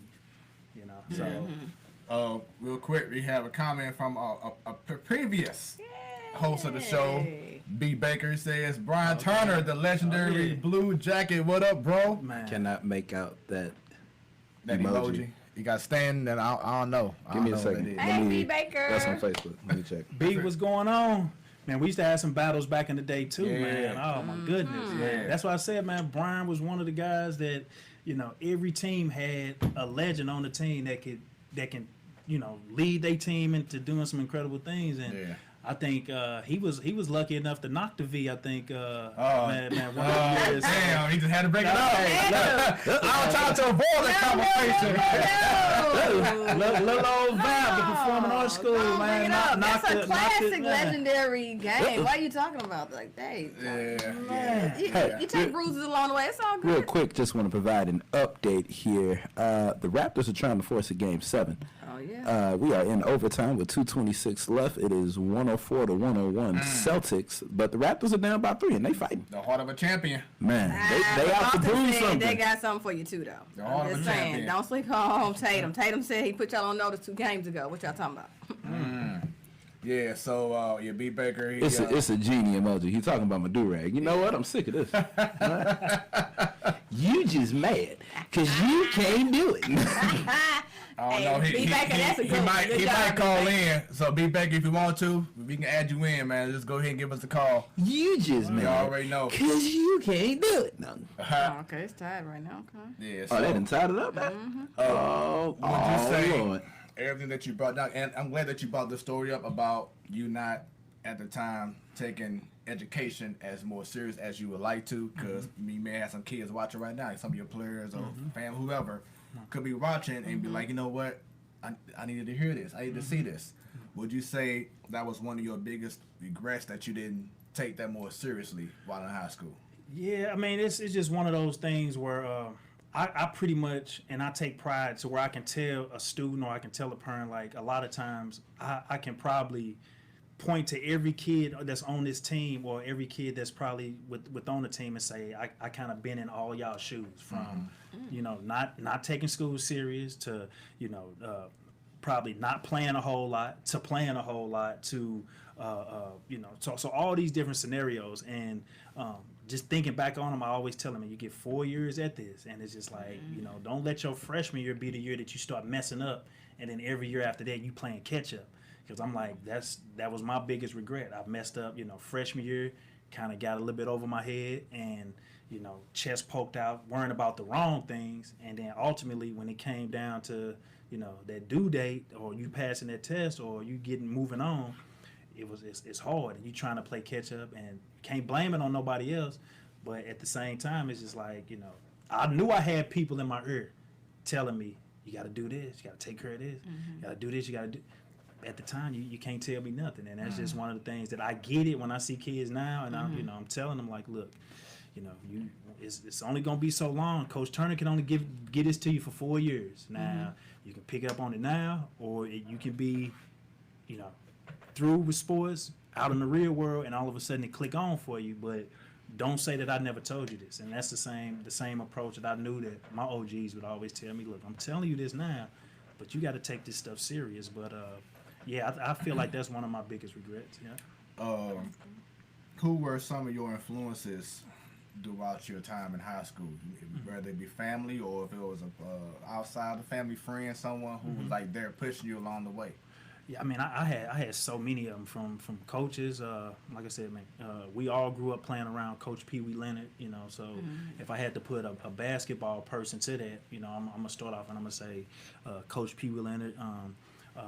Miss Edna Pipes, she was a teacher at her son was one of my closest friends growing up in elementary school, and she always used to get on me about making book reports. No matter every summer, did you go down to the library? How many books you read? How many books? And she was actually my first coach on my first team in like the 5th grade. And so I definitely got to give her a big shout out, because she was instilling that you got to make sure you read. Don't let this basketball just, use you up. And that was one thing that, Coach Pee Wee and a lot of my coaches would say, you got to get something from this. Don't just be bouncing it. And then at the end of the day, you can't walk, your knees hurt, you can't walk up steps, you can't hold your kids because a school or a university done got the best out of you. And then I had OGs in the neighborhood, my uncles, like different family members that you watch, from far away. You see the mistakes that they make, and you just basically say, look, I'm not going that route. And that's one thing that I tell folks today, like, you know, kids are watching you. Like, they may not always listen to what you're saying, but they watching your every move. So, you know, be the person that, you know, and that's why I go back to being authentic. Just be authentic, and they'll pick up on that easily. But when you try to be fake, you telling them to do this, and then you going right behind the building doing some other stuff you ain't got no business doing, man, they'll sniff that out so quick, and, you know, you won't be able to get to them. So, yeah, a lot of neighborhood guys, you know, my mother was one of a big influence for me, just, you know, keeping it real with me every step of the way. Single parent, you know, doing everything that she can for me, you know. My grandparents, you know, my aunts, my uncles. So it was a full family effort. Nice. Okay. Who would you say? I have an idea who you might say, but who would you say was one of your biggest rivals throughout your 4 years? Yeah, man. You know, like you said before, you always looking at that guy. Like, okay, he doing this, he doing that. Okay, I'm about to face him coming up. I know that I have these battles every time. Who would you say that guy was? Joe Sheldon. I mean, Joe's was just, I mean, Joe, me and Joe, like we were like real close, and I just, you know, things kind of parallel, and it's funny because I always tell him that, you know, he was one of the first people I saw dribble behind his back through his legs, and it's like 3rd, 4th grade to where he had it on the string, man, and he shoot jumpers, and I'm just game like, was just so effortless, yeah, man. I'm like, man, hold up, man, like, you're not supposed to be doing this at third or 4th grade now, and just watching him almost every year, we would run into each other, and I forget what middle school he went to, but we played against each other in middle school, played against each other at the boys club, and then just so happened he just starting point guard on Vashon on their way to state, and I'm the starting guard at Beaumont, running into each other, and for those 4 years, I always look at it was like Barry Sanders and Emmitt Smith, you know, he played with, you know, big guys, and he was always playing on that stage. But then I'm playing in front of not so many people, but putting up numbers, doing the same type of things, and not getting a whole lot of the recognition because, again, I didn't have a home gym. So, so that, you know, that was crazy. And then the crazy thing too is that the year after I left Mineral Area, as being an All-American, he came right after and continued the legacy and was an All-American after that. So we always, like, you know, our lives kind of parallel each other, and we went to the Nike camp together. We were one of the top players in the area together. So that was somebody I was always looking in the paper and kind of looking next to, seeing, all right, what he doing, and trying to, you know, compete with him that way. So, yeah, it was a big deal, man. Every time I play the game, I'll be next morning post dispatch. Let me high school. Let me look. There we go. Box score. Saunders right there. But then you see Sheldon, 30-something points. I mean, easily just. Yeah, but I remember you though, man. I used to see your box score too, because it was odd because you played your freshman year, right? You was on the varsity how many years? Because I started off playing JV. And like maybe 4 games in, Coach Irons was like, "No, we got to go ahead and get you on varsity." Okay. Yeah, because I used to see that too. Because you graduated 2000. Yeah. So I'm looking at other freshmen. Okay, who the other freshmen? Looking at your competition. Yeah, who these other freshmen on the that's getting pulled up? Okay. And I like that. So Coach Irons don't normally pull folks up from the JV. So how did that? You was killing like that on the JV team, or what were you doing? I was doing my job, man. Oh yeah, he was going for himself. He's like, I was just doing my job. And speaking of doing jobs, this man, he played at VAP the day my very first game that I had at VAP. This man here, who was live on the phone, was one of the reasons why VAP beat the V. B Baker, what's going on with you, bro? Oh, hold on, wait a minute. There we go. What's going on with you, bro? No, what's going on, y'all? Hey, B Baker, how are you? What's the word? Man, what up? How things been going with you, man? Oh man, everything's smooth right now, man. I'm out on the balcony finishing up this barbecue. I bought too much meat, though. I'm still barbecuing a couple days after Labor Day. I was about to ask, like, he's talking about 15 minutes he cooking. I'm like, Yeah, he at 8:30 at night. I'm like, hey, it's dessert time. What you doing? Shoot.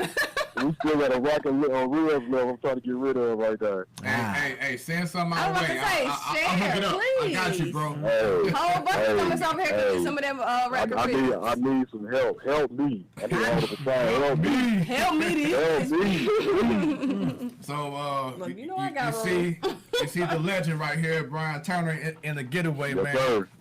Tell, I had to call in for this one, man. yeah, tell everybody about your experience with seeing him play. Man, B, what's up, bro? Man, this dude here, man, out the gate, I was impressed with him, man. But I couldn't like him because the first time I ever seen him play, he was trying to kill my little brother. When they was in the AU, what's the tall, light-skinned dude? Darius D. It's over with. Nah, you thinking of Donnell.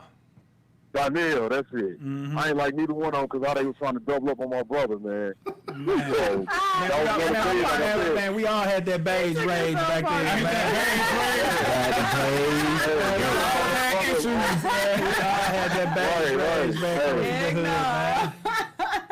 You gotta do what you gotta do, but hey, man, you go against my little brother, it's like that for you, man. So I always admired his game, man. But I was like, I can't like dude. He in the same class with my little brother. He tried to kill. He overshadowed him. So him and Joe was on the hit list, man. You know what I'm saying? So, but that's my guy, man. He came out the gate, man. Like I said, he wasn't a few. It was like, cause I did it before, where you go straight to varsity, man. You kind of overwhelmed when you come straight from the 8th grade. You 14 years old. And in the 90s, man, you had cats that was like 7 feet tall in the PHL. So you got to think, when you a little kid, you 14, 15 years old, and they gave him the ball off the rip. You know what I'm saying? Like, he was the guy as soon as he came into the gym. So, you know, Coach Bird, you know what I'm saying, he was always a tough coach. You know what I'm saying? So I knew he was going to get them together. But, I mean, he was a problem, man. That was the entire game plan. You know what I'm saying? Him and Lamar Lane was who we lock in on every game. Yeah, So, you know, then, like, now, stepping into his coaching, I remember I went down to, where y'all was at? Sykeston, I think, right before the state. Hillsboro. Or Cape, one of. Yeah, it's right down. It's, Jefferson College. There you go. Yeah, we took a road trip to go watch him coach, man, and you know, I was proud of the work he was doing. I'm proud of him. Now he got I remember Temp that was on the show. He coaching his son right now. You know what I'm saying, over at St. Mary's. You know what I'm saying? So, you know, I always been proud of dude, man. You know, me and B ain't never actually played together until like a few years ago in the Y League when we all washed up now, you know what I'm saying? We never got a chance we never got a chance to really get down together. It was always a rivalry out the gate, man. But that's my guy, man. I had to call in this dude, man. Like I said, man, this dude a legit legend, man. You know what I'm saying? He one of the dudes that one of the elite, the very few that everybody know when you hear a certain school name, you automatically think of that person first. No, that's dope, man. Shit, and I just want to thank you because I mean, like I said, still sharp and still, and I just never forget that day, man. I forget I'm sitting in my room and I get a call from one of my homeboys, man. You and Leslie put on a show and knocked these cats. I'm like, oh, you serious? I'm like, hold up. Vap. They like, man, we knocked these cats. I'm like, oh man. I'm sorry, I ain't gonna say it again. My bad. And the crazy thing, I can take it. You know, we have so many championships. I can take it. I'm like, I can take it. Hey, I can take one loss, okay? It's cool. It's just one little air, right? Just one bro, I think y'all won state that year, so it don't even matter. Yeah, it is. So, you know. Right. man, but So no, we had to leave something. We had to leave something, man, before we got up out of Hey, there. I'm telling you, man. Gotta take the small win. Gotta take the small wins. Right, that's all the world. We get up and give us all one. You know what I'm saying? Who is it? Was it Earl Austin Jr.? He had like a big old story about that. man, I mean, it was like shockwave. I mean, Yeah, for real. it was like on CNN, headline news. It was on BT. I mean, y'all want to be. Y'all are not supposed to lose with anybody in the PHL. I'm just saying. Hey, it happens, man. It happens. Hey. So much drama. Hey, but the PHL had killers off. Like, the team I think was the biggest disappointment was Gateway. Talk about Because it, if you want to go talent for talent, dog, you know what I'm saying? They was like, Deshaun was 1A, they was 1B. But they just never couldn't, I don't know what it was about the V, they just couldn't really get past them. You know what Mark I'm saying? Jones, right? Yeah, Mark Jones, but Marlon Curry's era, though. Okay. The 96 Gateway team. You know what I'm saying? That's B probably freshman year, I think. Nah, that was my 8th grade year. 8th grade, like, you weren't there yet. Yeah. That's what they had. Marlo was putting up numbers, but they had a squad. Oh, yeah. And I mentioned on the show before, him and Chris Curl, where he goes so hard in the 8th grade, man. I couldn't wait to see them dudes go to high school and college and beyond, man. You know what I'm saying? But it was something about, it was really their coaching, too, because Coach Bunch was kind of like playing his favorites a lot. Not to knock Coach Bunch, rest in peace, Coach Bunch. But it was more of like, they just had too much talent. You know what I'm saying? You got 12 dudes that can hoop. You don't know when to put them in and stuff. Yeah. You know what I'm saying? But, you know, this show about B, man. Like I said, this dude here, man, when he went to SIU, you know what I'm saying, point guard, you know what I'm saying, we watching him back home or whatever like that. Him and Darren went to the tournament. You know what I'm saying? They did their thing, man. So, you know, B always been that guy, man. Yeah. No, I appreciate it, man. Appreciate it. Yeah. Yes, sir. Yes, sir. Man, respect coming from B. Baker. So he talked about you a little bit. Talk about just a little bit about B. Baker's game from what you saw. Man, or remember. B was like to me he was versatile, and he was long and rangy, and you was left-handed too, right, Baker? Yes, sir. So he had that dirty left game. So it's just like, you know, left-handed guys are just awkward because you just, when you play, you know, everybody tend to go right, and it's just like you kind of pick up on folks' timing and the rhythm of the game. But when you checking somebody that's left-handed, it's kind of them angles kind of get to you. And I just remember him being long and rangy, and he can stretch out. Your game used to remind me of Freewell. I can see that. You know what I mean? Yeah, It just was like yeah. playing hard. You know, you could put the ball down in front of you because some of you was gonna steal the rock, and then you can stretch out. You know, you can get to the basket with 1 or 2 dribbles before you even know it. You know, I just think, you know, y'all was unstoppable. Was that my sophomore year? But we ended up getting y'all, I think, at Soda in that year. One of y'all fouled out. Oh, yeah. Because Leslie ended up setting like a PHL record on us with like block shots. He had like 20-something block shots. Wow. But he fouled out though. And I think when he fouled out, you know, I think I ended up going off because I'm like, oh man, I can go down there. I can get to that basket. Hey, this dude was the best dude at getting to the line, bro. Like, this drive was crazy because, okay, he was the whole hard before hard. Right. Yeah. man, nah, because I ain't gonna even disrespect him like that. He wasn't no hard. Good answer. Hard streets the foul. That's different. That's a different type of game. Now, Yeah, hard. he used to kill me. He used to drive me crazy because we was like, yeah, we locked him up last night. You know, you look in the paper, he got 21. I'm like, what? But you forget, he was 14 for 15 from the line. You know what I'm saying? And that'd be them solid killer points. It's like, even when he's not really trying too hard, he know the game, bro. You know what I'm saying? And that's why we was always in foul trouble and stuff like that, because he know how to do stuff like get fouled before the ball even get inbound. That'll drive you crazy. You know what I'm saying? And then they used to run the press. So, you know what I'm saying? He'd knock the ball away. You trying to recover, get a foul there, this and that. Like, he knew the foul situations. So he knew when to be aggressive on defense, because if you get a turnover and try to get the ball back, they shoot free throws. We ain't even knowing what the foul situation is, and he know it already. And this dude was 2 years younger than me. You know what I'm saying? So he was above us as far as the IQ part, even back then. You know what I'm saying? So it took time to play against people like him what elevates your game. Like you said, iron sharpens iron. They helped me out at the next level when I was like, you know what, let me know time and shot situation. You know what I'm saying? Because you can't really, like you said, let the game come to you. He was the epitome of letting the game come to you. Yeah. And the reason why he was so advanced at the early age, as you said before, I don't know if you heard his part earlier, B, but he was just saying how he would always, scout, look at numbers, see certain players, and so when it was time, you had to get ready. He was already ready. I'm looking out for those things off top, and I used to have people say, man, if you can get to the line at least 4 to 5 times a quarter, just think about what that's gonna average throughout the game, and by me playing, you know how it is, man. When you grow up playing bucket, you have to be aggressive going to get the ball. Because if you don't get it, you're going to be either scoreless or you just pretty much just out there. And bucket games, it could be like 10 people out there fighting over a ball. So being aggressive was just that was my knack. And my favorite player growing up was Dennis Rodman. Ooh. So it was just like me being able to just kind of get those, being aggressive, going to get things before I, really started getting off into the scoring part, and then learning how to shoot free throws from the bucket. You score, you go to the free throw line, you stay up there, you knock 3 down, you get the ball back. So concentrating on that, and I will look up and I have maybe 200 free throw attempts, and the next person in the league or around the area would be at like 75 or something like that. So yeah, that's a good observation right there, B. Because I was just trying to get there. Yeah, we all studied each other, bro. And it's funny because, like, I was telling my little guys, man, like, if you ever talk to somebody in our era, you never hear nobody say I was trying to be like Jordan. It always be some person you don't even think about because we knew like Mike was just a different type of cat. You got to level up to that, but you can see when somebody say who their favorite player is, you can always see it in their game. You know what I'm saying? Like with mine, it was either Petty or Sean Kemp. And with Sean Kemp, I always noticed that if this dude got one dunk, it changed the whole game. Even when he's laying the ball up, people running and going, like, getting out the way. Yeah. So, you know what I'm saying? It's like little stuff like that. Like you said, Dennis Rodman, I didn't even think about that because he was a beast on the board, too. But he was a hustle guy, so it's like you didn't really see a lot of stars be the hustle guy. Right.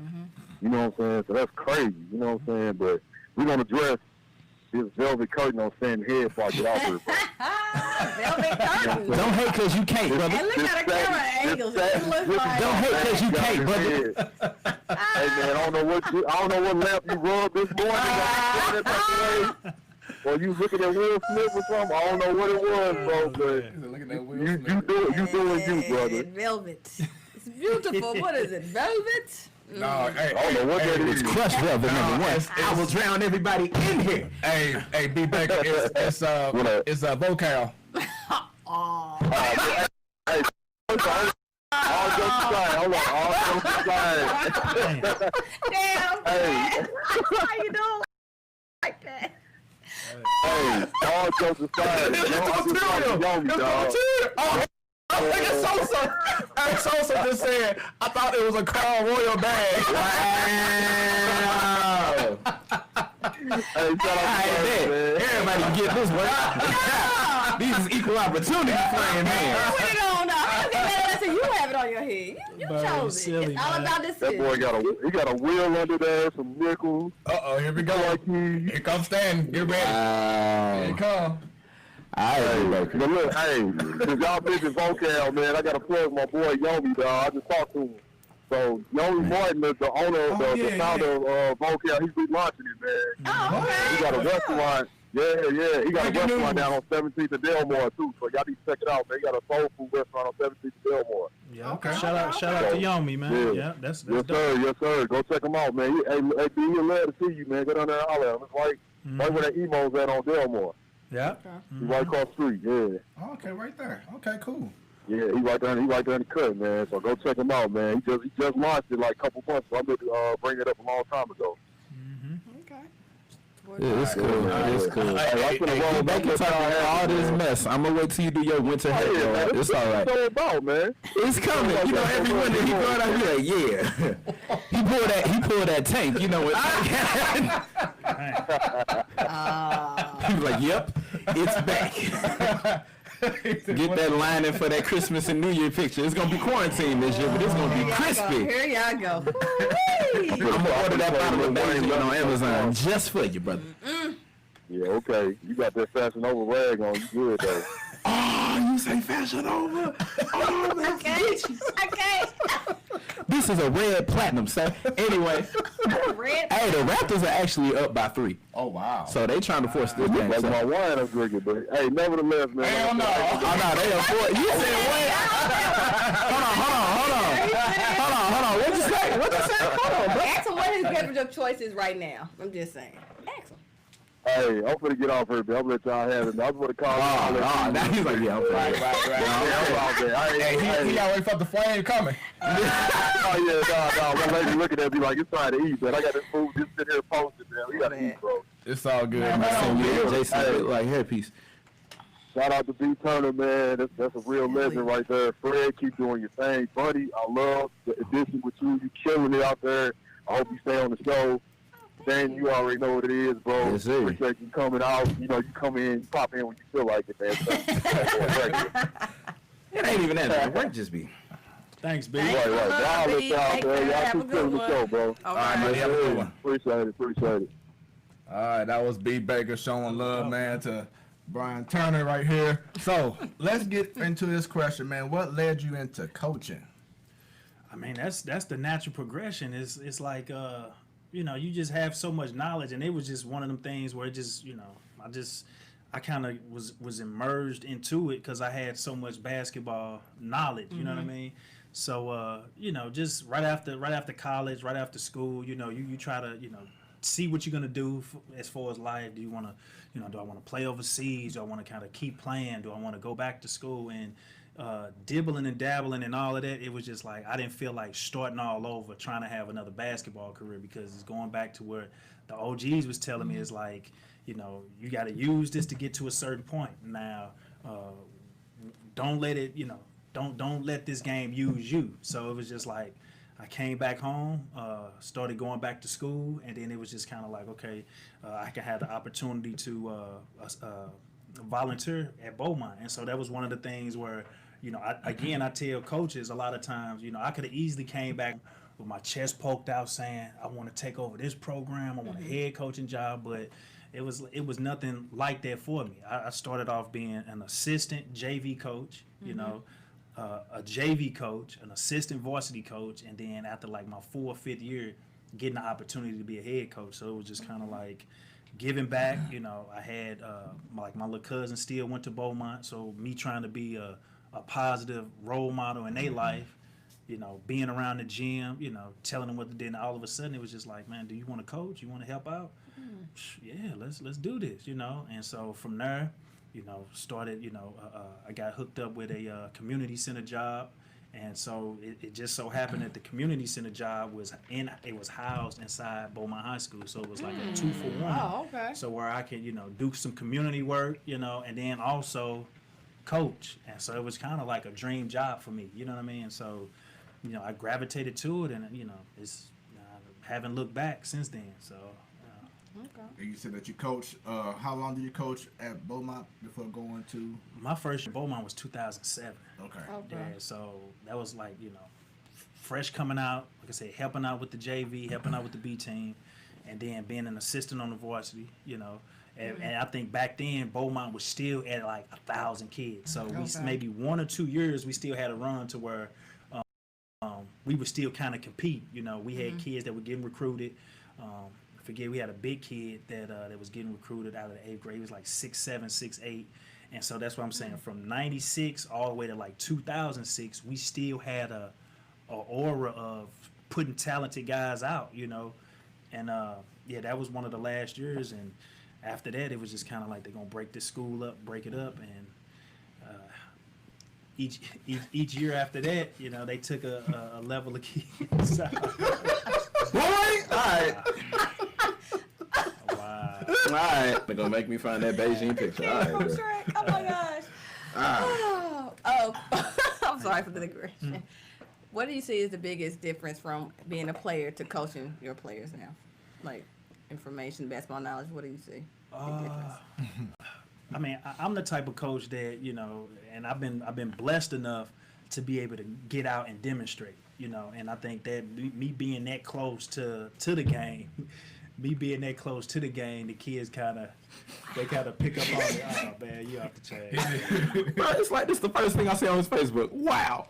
Oh. Wow. Mr. Baker, clean your page up. Oh, you trying to start? All right. It's on. Another digression. Oh, boy. Back to the question. That King Shrek that was funny. Go ahead. No. It just I'm the type of coach that I like demonstrating more. So my coaching style was just like, okay, do it like this. All right, you're not doing it like this. Let me show you. You know. And then as last year was like one of the most difficult times for me. I ruptured my Achilles, so I wasn't able to be that type of coach to where I could jump out there and show you how to do it. So I mean, it was hard all that year.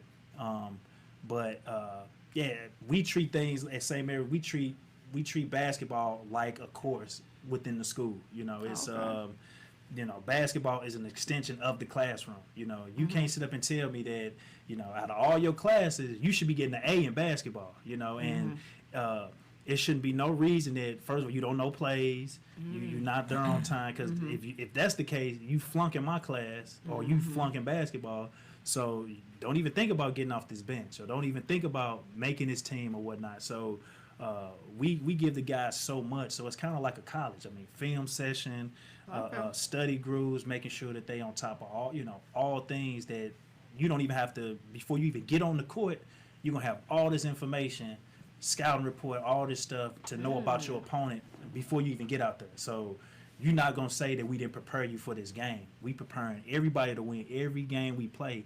Now it's up to you to perform, you know. So that's just been my whole philosophy and my whole, you know, takeaway from the type of coach that I started off as and how I evolved as a coach. Okay. Any coaches that you took anything from what they did to how you apply your coaching?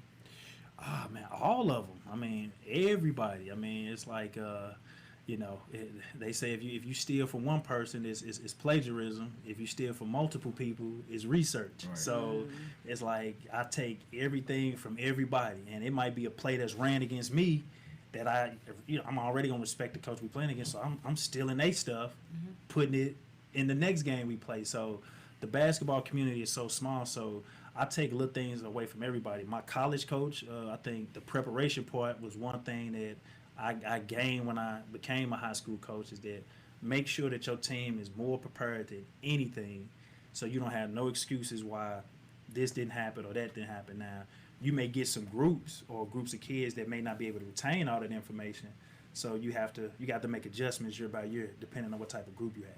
So yeah.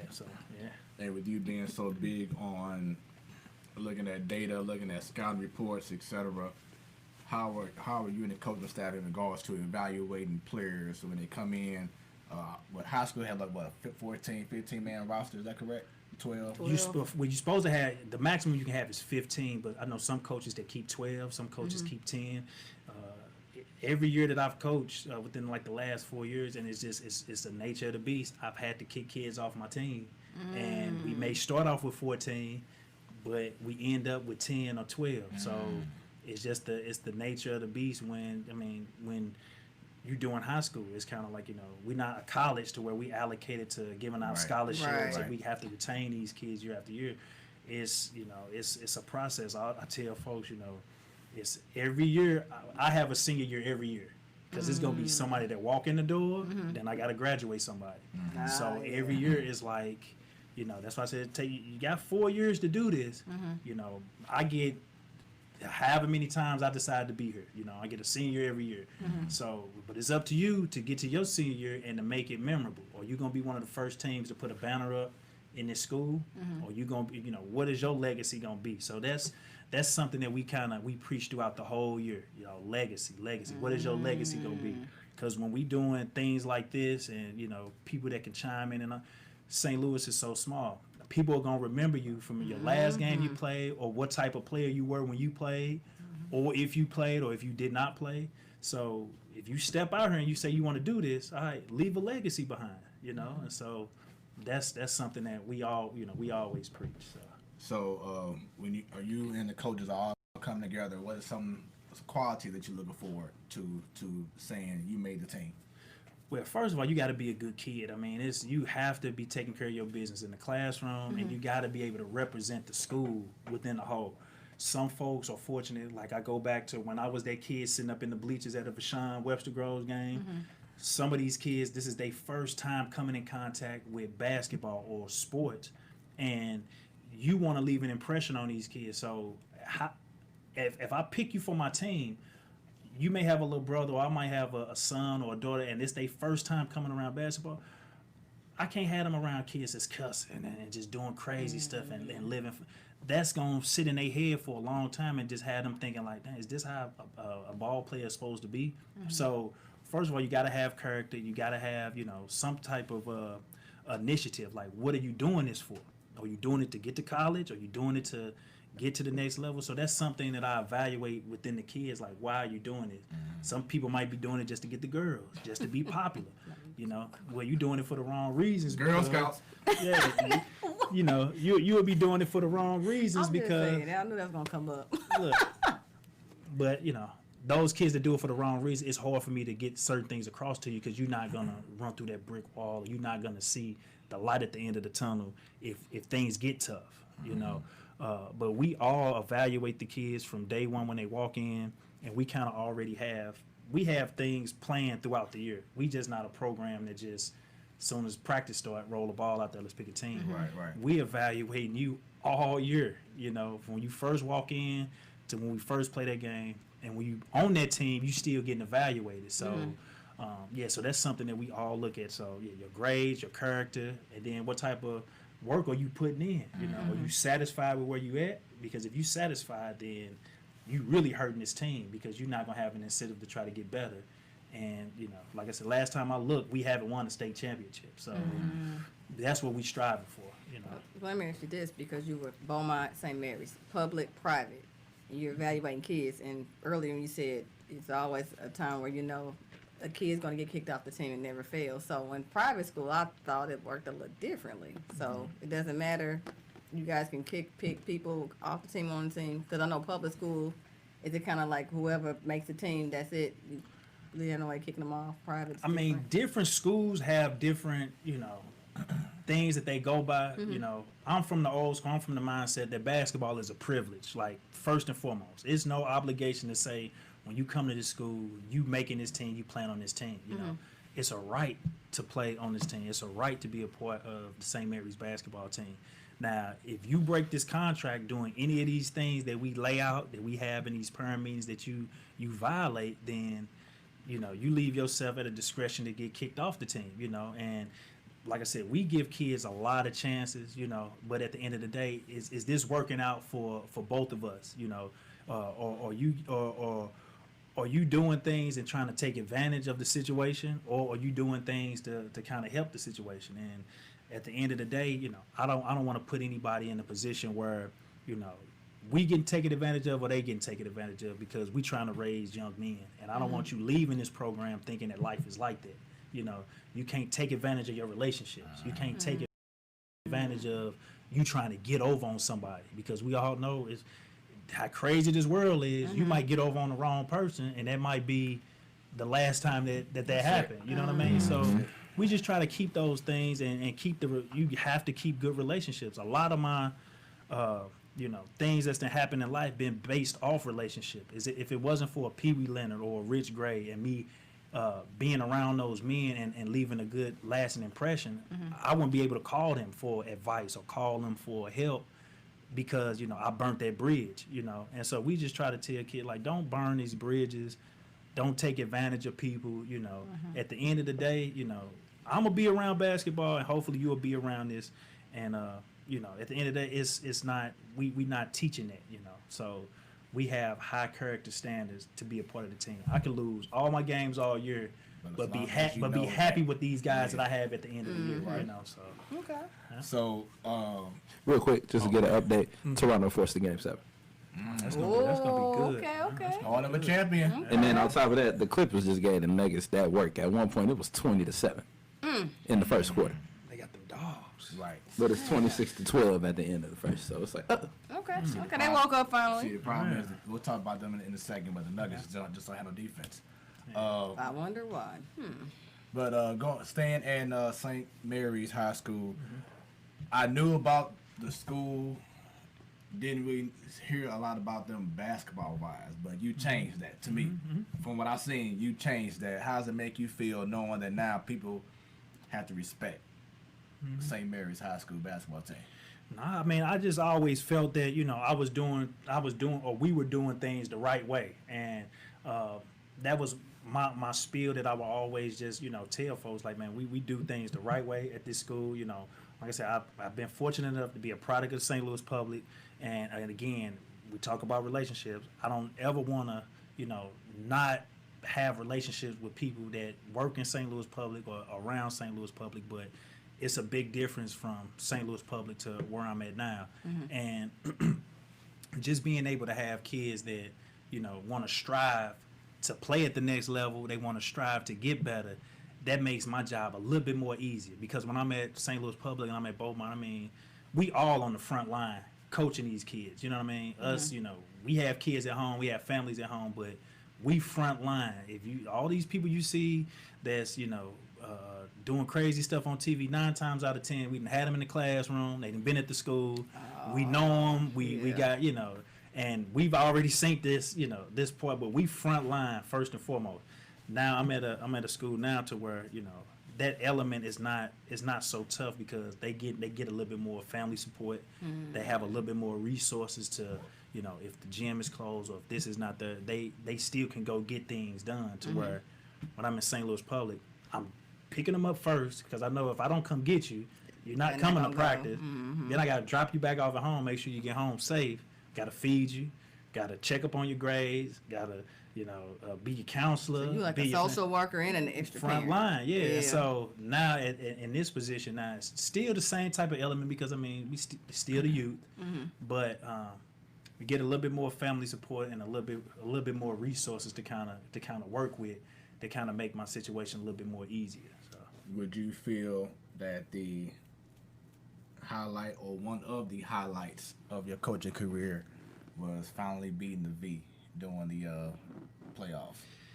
I'm not gonna even say that. As far as games, yeah, that's cool. But like my highlights are when I get that call and that text from kids that's been graduated from college, that graduated from or got their first job, or the kid that I was telling you about going to the NXT and all that. That fulfills me more than me winning a game or me okay we won this game against this team, because again next year might not be the same thing. This may not happen, but me knowing that I kind of played a positive role in somebody's life, like that right there is just, that's the gratitude that I'm just like, man, you're doing it for a reason. Coaching wise. Yeah, coaching wise, I think that's probably one of the biggest one, because there was so much anticipation on that, and I was kind of brought in based off that game to kind of right the wrongs of that game.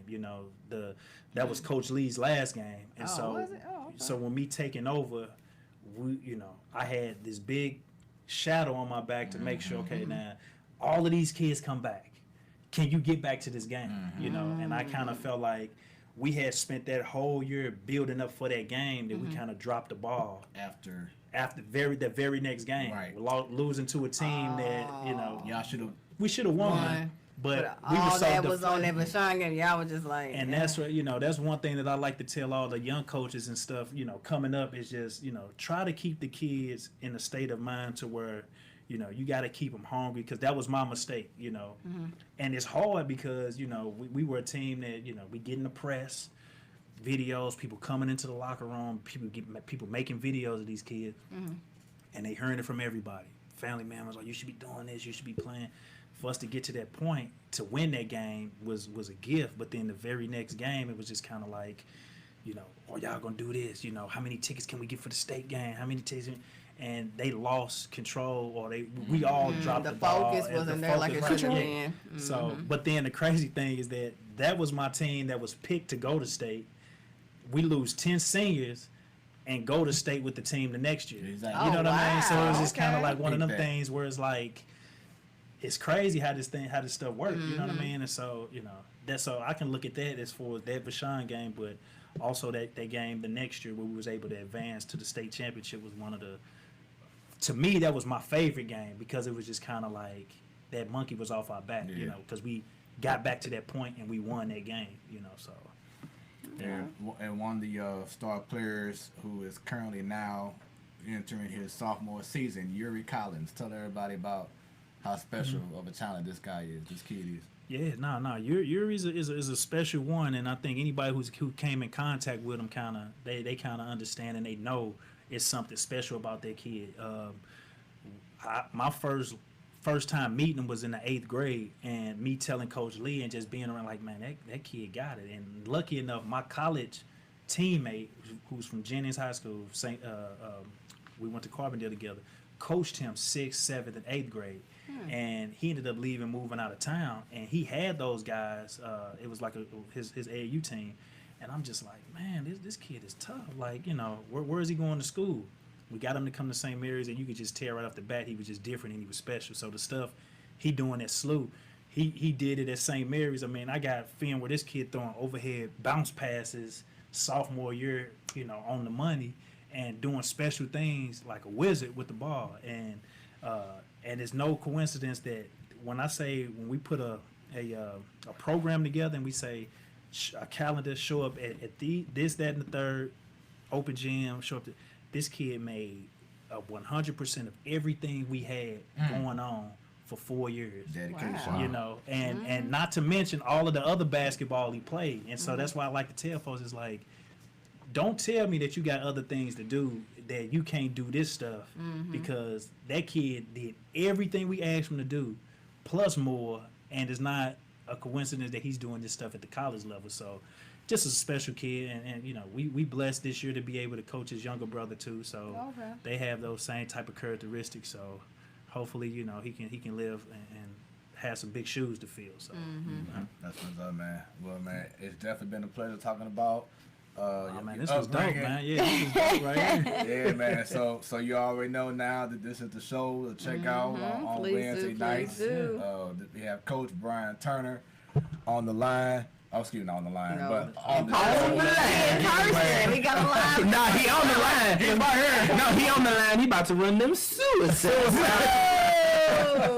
But someone that we do have on the line now, as we discussed. Now, are you big into baseball and hockey? I keep up with it, but I'm not into it like you guys, man. Y'all well versed in all of the sports, man. I didn't even know what season was going on. I didn't even know football started. You know, I'm like, effective tomorrow, but that's all right. We put you on notice. We're gonna get you caught up. Shouts out to Champ J. As B. Baker said earlier, you have his you have his son right now on your team. He says Coach BT.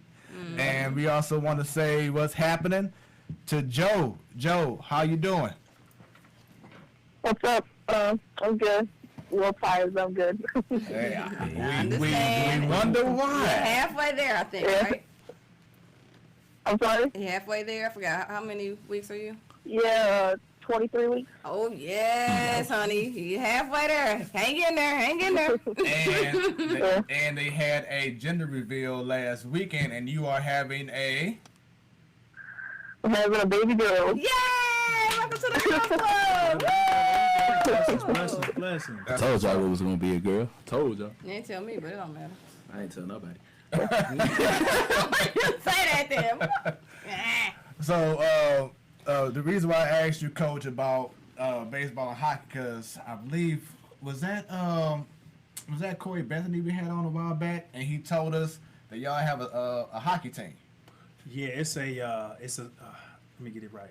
It's not a select. It's a club team. Club. Okay. Okay. Yeah. So by being a club team, they still have all our logos and everything, but it's not a school team. It's not a school sponsored team. So y'all competing against other clubs and not schools per se? Or? Other schools that have club Clubs, teams. okay. Yeah. So I think if let's say if Afton or another school that didn't have hockey, they could join that team.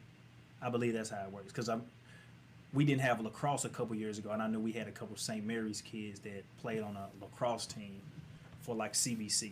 So it's kind of like one of them things, so you can kind of go in and out. Okay. So yeah. Nice. So, Joe, let's get right into it. I know you said that you're getting a little sleepy. Understand? So That's what I said. Halfway there, honey. Hang in there. Let's get right into it, because the last time we talked, I know we tried to do it last Thursday, but we had the issues with Zoom. It's okay. But Yeah. the last time we really talked, the Blues were still in the playoffs. Now they're not. What were your overall thoughts with the Blues being ousted in the first round? I mean, it's kind of like how I am with like the Cardinals right now. I'm not upset about anything, you know, because it's just a weird year. I was just happy to be able to watch them. But I just feel like there's some things that we're missing. Like the defense wasn't nearly as good as it was last year, and that's defense and Bennington's what won us the games last year. So, and those were the two main things that weren't there. And then obviously Senko, you know, got another surgery again. So, you know, it was just little things like that throughout the entire thing. It just wasn't looking like the team from last year. You know, everything wasn't adding up like them. So, I mean, I'm not upset about it. Vancouver's a good team and whatnot. So, yeah, I'm not upset about it. I'm just excited for next year. Hopefully we can re-sign Petro and try to go on another World Cup run next year. Most definitely. Real quick, got a comment from Sosa. He says, man to man, I appreciate your advice too. I remember when we was in Louisville and you told me not to loan urban trending clothes to certain teammates because Caucasians don't wear it right. LOL. Heck no. Good advice, huh? Ooh, man. I can't believe he posted that. And that's our show. No, stop. I'm gonna leave that alone. Joe, you hear the foolishness. It's been an interesting one tonight. I say that. It has been a fun show. When it gets tonight. too much, sometimes you just gotta be like, "Hey." So Also, Jake Allen, backup goalie from the Blues, got traded to Montreal. Your thoughts on that move? I kind of felt it was coming because they're trying to make room to bring back Petro. But your thoughts on that move, Joe? Yeah, it was kind of one of those moves, like you said, you could see it coming. It just kind of, like, it was really, like, during, like, 11 o'clock noon on a random day out of nowhere. It happened. You know, so it kind of threw us all off guard a little bit. But, I mean, you can see it happening. He still has a lot of money on his contract. You need to shed a lot more money to try to get Petro to stay here. So, I mean, that's just step one in that process. I think he's going to be missed. He's one of those players that's just mistreated by fans in St. Louis, just like a lot of players in baseball and hockey in St. Louis are. Holiday. There's a lot of people for a little bit. Colton Wong was, but now you can see what Colton Wong can do. So, like, there's just people that, you know, they think they know sports, and then they just mistreat them, and now they're going to miss them. So now we get to see, though, if Bennington really is who he was last year, and see if Husso can do what he can do. Coach Turner, when the Blues made their famous run last year to win the Cup, did that elevate your want to watch more hockey because of what the Blues did?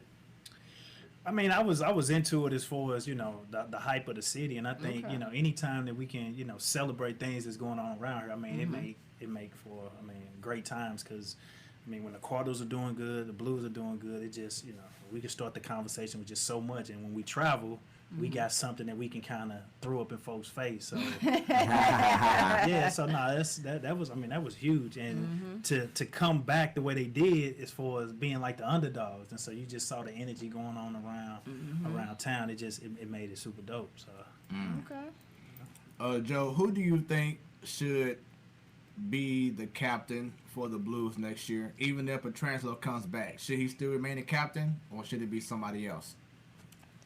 Well, I definitely think it needs to be Petro again if he stays, just because he's, like, I don't think there's no one else on the team that's going to be better than him if he stays.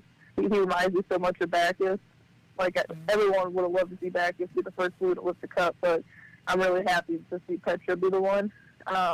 If he doesn't come back, I'm going to say O'Reilly. I think he'd be the perfect fit for that. Yeah, that was my guy.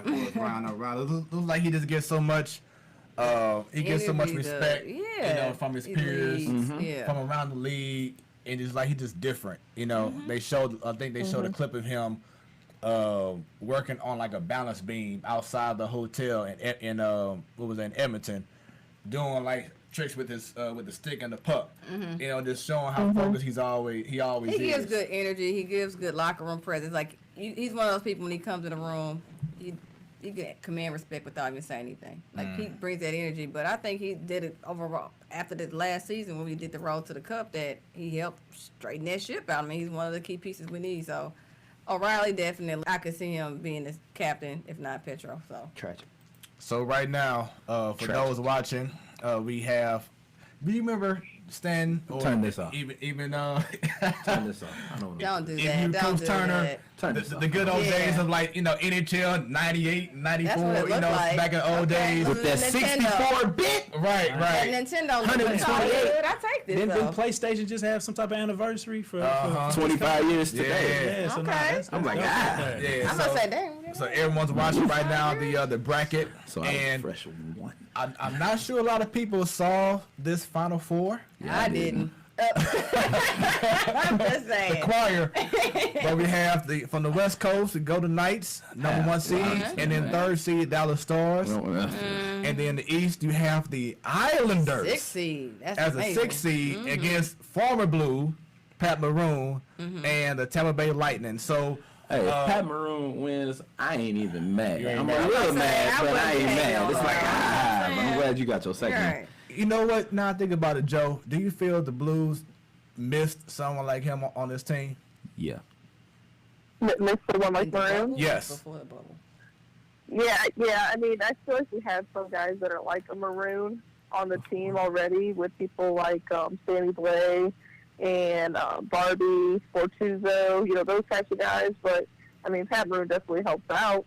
Mm-hmm. And I think that he probably gives a good vibe for the Lightning. That's for sure. Like their team's already so stacked. You need one of those guys that are chubby and effective like Pat Maroon to go out there. Just put in some time and just help the team out that way. Just kind of pressure and push the other teams against the boards. Now, I'm going to keep it 100. All right? 100. 100. Once the Blues lost, my interest in hockey just left. I'm not going to lie. Second that. I'm not going to lie. That. So for those who are hockey fans out there, Joe, who are, in regards to these last 4 teams, who's the team that you feel has the best chance of going all the way? It's hard to say, because if you want to sit here right now and say who you think should, by the way they played the entire playoffs and the entire year, it should be the Lightning and the Knights. But, I mean, it doesn't look like after game 1 against the Lightning and the Islanders, because the Lightning beat them like 8-2, which is a crazy hockey score. But Islanders, they have a really young, fast, sneaky team, so they could very easily come out and, win a couple games in a row. I think it's most likely going to be the Lightning, and then for the West, Dallas is mind-blowing to me. Like, up until that last round robin game against us, they weren't scoring any goals, and in the regular season before the bubble, they lost like 8 in a row. And now they're just scoring like 4, 5, 6 a game. So it's just, you get hot, and like I said, it's a weird freaking season, and now they're just scoring constantly. And so Vegas, they're just a spooky, dangerous team. So like they got Flower, and they got what's his name? I can't even think of the goalie's name. He's their backup. They got from the Blackhawks. And he came out and shut out the Blackhawks, and he's playing more than Flowers now, than Fleury. So they're just, I don't know. It's been a lot of fun still watching hockey, especially for some reason there's only 4 teams playing, and most of the games are still at 9 o'clock for some reason. But don't make no damn sense. Them times. It doesn't. But so if we're not watching baseball fall asleep, we're watching hockey fall asleep, so it's still exciting. Or basketball. Right. Or tomorrow, football. Yeah, exactly. Yeah. So now, leading into Cardinals baseball, as you said before, because of the pandemic, they had the layoff. Then once they got things rolling, then the Cardinals players got sick. Some of them had the virus, so they couldn't play for what, 2 weeks. But now they've been playing a whole lot of baseball since then. So is there still an excuse that we need to make for this team in regards to their production or lack thereof, especially on the offensive end? I don't know. I was listening to Danny Mac talk yesterday, and I agree. You got these people saying that, they had plenty of rest. They had 17 days off. That doesn't mean anything. They're not working with their team. They're just in there doing teamwork at home, and that's it. So, like, it's not the same as all these other teams being able to play with their teams every single day, practicing. So, I mean, going into the season, we knew right away just the offense was going to be better than last year, and last year wasn't that good because we're not having Ozuna anymore. So, and he's killing it in Atlanta. He's killing it right now. Oh, yeah. Oh, sorry. Yeah, he is. I mean, it's a very friendly hitter's ballpark in Atlanta, so, I mean, I could have told you that was going to happen. But, number 1 in the division.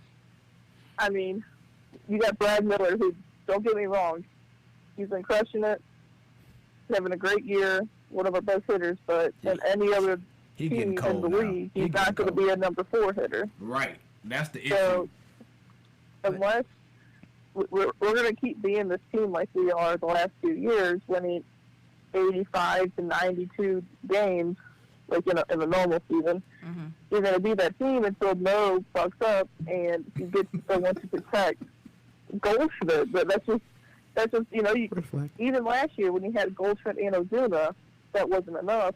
If you go out there and get a big-time bat to protect Goldschmidt, and then when Carlson gets going and he can actually hit a breaking ball, then I think they're going to be okay. But until that happens, they're going to be that same team. But like I said on Twitter and on the show, this year I'm not worried about it. We're probably still going to make the playoffs because it's the hockey playoff layout. There's 16 teams going into it.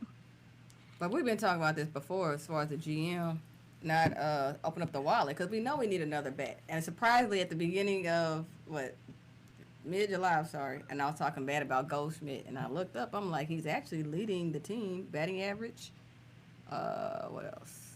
On percentage, hits. I was like, dang, and I was just dragging him. And y'all were talking about Bader so much. I'm like, forget that. Goldschmidt wasn't living up to what he should be doing, but he's actually doing something for once. But still, it's not enough. But now he's getting walked constantly because there's no one hitting in front or behind him. That's why I said they need to bat So behind him. they could just pitch around him constantly. His on-base percentage is crazy because he's being walked 3 times a game. Yeah, that is crazy. Coach, do you follow Cardinal baseball? Not as much as, like I said, I didn't even know I when they don't blame started. Yeah, I didn't even know that they started. I know that they started and they stopped. People get sick, but I haven't been following it. I'm just gonna keep it a buck. So. That's okay. When last time you been to a game? Ooh, what year did Pujols leave? Woo! 2011. Are you serious? Yeah, that's 2011. You going on series. 10 years? Hey, I can't even talk. Really, Coach? Coach? Really? Wow. I can't talk. I was in the same boat until last year. I was like, nope, I'm done. I used to get tickets all the time to them games, though. Wait, no, that's a lie. I had one game courtesy of the job I was working at in 2015. But after that, I hadn't gone. Wow. My last game was in 2011, then 2015, then last It year. almost feels immoral for me to go a whole baseball season without going to a Cardinals game. Like, I go to at least one a year. Oh, when they was playing like ass, you ain't heard about it. Wow. They was We playing gotta make like a ass. I sense wasn't at heard the about beginning it. of the year to We buy must be all those privileged tickets. and spoiled for it. I don't know what it is because it's just like normal to us. Yeah. Say it again, Joe. I'm sorry. Oh yeah, no, I'm just saying we make the trip like every year. Whenever they have those like $6 sales, we try to get a couple games, and then throughout the year we try to get a couple more. So we try to go to like a handful or two of games a year. Just baseball tickets are a lot cheaper than hockey tickets. So Hey, There's especially, so many more games. So. especially doing using the third market as well. yeah, you can usually go to at least 5 games pretty cheap for a year. Because I bought opening day tickets at the box office. They weren't that bad. I got a good seat, relatable price. That's my friend Tasha. She talking about you, coach. Dang. At least one. Get on coach, Tasha. She like, wow. Yeah, get on them. How you ain't been to a game? That way in Alabama, she makes sure she make a In the Bama. What you doing? So she probably came to the Lou this year to go outside the gate and watch and watch her play. No, they letting you you can sit in the Cardinal Nation section across the street. They letting you sit up there during the games. Yeah, nah. She said you got to be a St. Louis person, though. Come on, you got to go to a game at least once a year, coach. Yeah, no, it's been a minute. So it was 2011 was when Yeah, Pujols it was was. the last we won a World Series in 11 and 11. That was the last one? Yeah. 11 yes, and that was 11. the last one I've been down. Hey. Let's start a petition on him to go to a game. I know, right? We're going to get y'all I mean, playing. it ain't gonna be nothing now. It's like, oh, they playing, go upstairs. Like, just go up there and sit and But we're chill. going to make it an event. We're going to have you, get your players like, hey, coach, go to the game. Come on, we're going to get them involved. We're gonna be like, how somehow. much we gotta pay Now, to sit inside? on the field, we have state champions from 2000 and so-and-so, Coach Bryan Turner and St. Mary's basketball team. If I can throw out the first pitch, I'll be down there. There it is. It's like, so does the whole team throw a first pitch? No, just So is it first pitch A, first someone pitch watching B? Wade, like, damn, But that's Coach cool. Turner, you hear we speaking it into existence for you. Stay champ. Right, we got you. Yeah, Got got you. you. Yeah, I Smooth, need the that. whole team. It's first pitch A, then first pitch B. Like, you gotta go. It's only so many minutes. Hey, so many Yeah, minutes I for got first you. pitch. I You got gotta you. keep it going. It's 12, so it's like A to whatever the 12th They letter in trying to speed the alphabet game is. up. They don't have time for all that. So, Joe, my observation with this offense, because I'm still stuck on it because we just don't have a lot of it. Is it players or lack thereof of good players, or is it Jeff Albert, the hitting coach? I don't like whatever we all try to blame the hitting coach because I mean these guys have been hitting a baseball since they were kids, so they know how to do it. I'm sure a little bit can go on to the hitting coach, but it's just we got the bottom part of our lineup. As yesterday you saw Carpenter, O'Neal, Fader. That they're all batting like $160 or lower. You just can't have that. So I mean, I just don't think we have consistent bats in order that can go ahead and give you good at bats. But I don't think you can sit there and blame Jeff Albert. But I do think if you get that one bat, it extends and it lengthens and deepens the entire lineup, and it wouldn't be a problem anymore. Wishful thinking. And before we continue on, we definitely have to make sure that we acknowledge this man right here. As we give our condolences to the great Lou Brock, passed away this past Sunday evening. Joe, I saw you leave a comment under someone else's page on Twitter, pretty much stating that how it was emotional for you thinking about it, but you being there opening day when I guess it was the same year or the year after, he had his leg amputated, and he still was there at opening day, and I was there as well, which was a great moment. But your thoughts on Lou Brock? Yeah, that was the first opening day me and Brendan went to. But yeah, it was just, I think it was like that year, that off season, he had his leg amputated, and he was there and with his walker, and I'm pretty positive he's the one that threw out the first pitch that game. Yeah, he did. So just everyone, just every time there's a playoff game or opening day, you hear the Lou's going throughout the stadium. But that time right there, like if you didn't have tears in your eyes in the stadium that day, then you don't have a heartbeat. It's mind blowing to me to think that he was known as the base burglar, and this guy just swipes bags constantly, and then you get to a certain age, and the main thing that got you paid and what made you who you are, you lose one of those, and that's just sad to think about.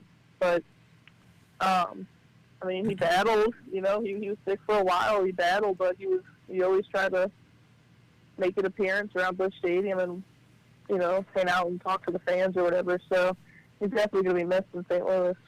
And to think that he was a part of one of the biggest trade or the biggest trade in St. Louis history, coming from the Cubs to the Cardinals for player, was it Ernie Broglio?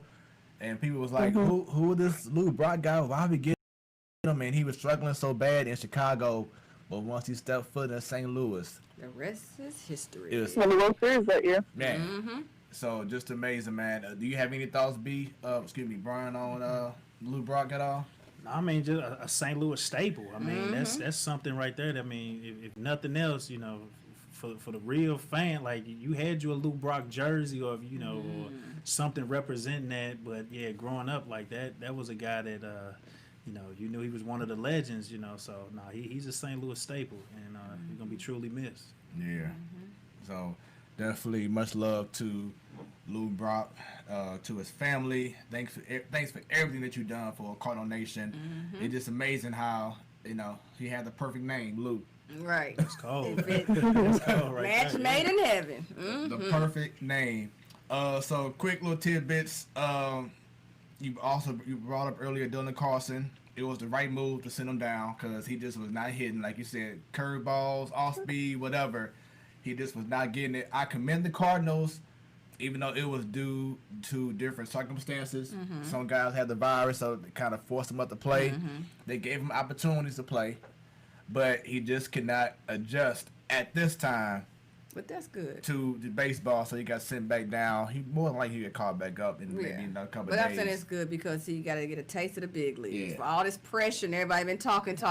Now it's like, here's your stage, perform, see what happens. And I mean, I'm sorry that it didn't work out this time, but sometimes people need growing pains before they get better and master their skills. So that's why I said it's not necessarily a bad thing, especially going through the bubble. At least he had the fans in person booing them. St. Louis Cardinals fans, boy.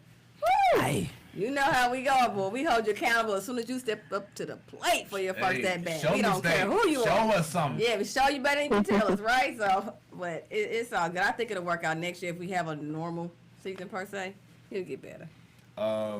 Coach, I'm pretty sure you can attest to what Carlson went through, going from high school ranks and then stepping right into your freshman year in college. It has to be that kind of adjustment. Did you have to go through that? Yeah, you got the speed of the game, and just like you said, you getting called up to the majors and the big.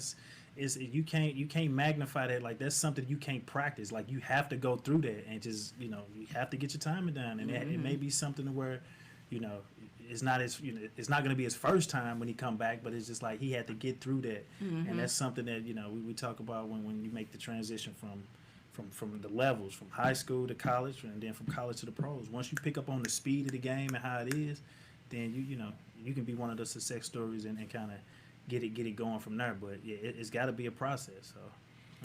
So, Joe was a acclaimed catcher back in her day. Something that I've noticed a lot with our pitchers. Yes, they have been doing good overall, but you have your certain guys like Ponce de Leon, Dakota Hudson at times. Some of the rookies who may dominate in the minor leagues come up to the big leagues and just kind of lose their control. As a catcher, what is something that you look at when pitchers are losing their rhythm or can't find the plate all the time, especially when you get to the major leagues? Like, you should think as a pitcher, you should have more control. Like, look at what Adam Wainwright has been doing after all these years, and he's been the best pitcher on the team. Bad news is he's been the best pitcher on the team. What's going on with the staff and why they can't be more consistent with, throwing strikes and not getting themselves in trouble? Yeah, I mean, I think some like with Ponce de Leon, he's just working too fast. That's one thing that I love watching with Yachty is if he notices, even if a vet is, losing a little bit of control in the game, just he'll put his hands up and just tell him to calm down, or he'll go out there and talk to him. I would always tell the pitcher whenever I was playing select or college, just tell him to just calm down, take a deep breath, and we're just playing catch. Well, no, you're just playing catch. It's what you've been doing your entire life. And just throw the ball in the strike zone. You don't have to try to do anything too fancy. Like, that's what Wainwright's so good at. He doesn't have to throw 95 plus. If he just throws the ball in the zone, but everyone nowadays in the big league is so used to the 95 plus. And Wainwright, I think that's why he's so good this year, is he can't top 90, 92. Everyone's swinging through their shoes and whatnot, and they're not expecting, all they're expecting is the changeup and whatnot. So, the curveball. But yeah, you just gotta go out there and just let them know, like, talk to them. And like you see Mike Maddox, so he puts his hand on them. Like, it sounds stupid, but it's just a little relaxing. Just relax, look at me. It's just me and you playing catch. There's no one else around. And then just tell them they just have to throw strikes. And that's what they need to do. It's like Ponce de Leon, I think he gets a little, I don't want to say a hothead, but I think he gets a little too much in his head and he gets mad really easily. And I feel like that's the issue overall with this team, even with the batters. Like, how many times do you have a man on third base with less than 2 outs and we're not getting the guy in? I just really feel like, as a whole, this team is not as mentally strong as they need to. Like, they try to do too much. They overload their mindset, trying to hit the perfect hit and not just playing fundamental baseball. How coaching, how you bring up, scouting and how to prepare for situations. It just feel like this team here over the last couple of years, they just mentally, something just not right. Like, especially when you play at home, everyone has, like you said, the whole Cardinal Nation expects you to do this. I think these players it got stuck to their head too much, that they try to do too much to please everyone, and they're not being themselves. If they could actually go old school, small ball it. Yes. That sometimes works for teams or players when they're going through slumps and stuff. Just quit trying to hit for the fences or trying to get extra base it.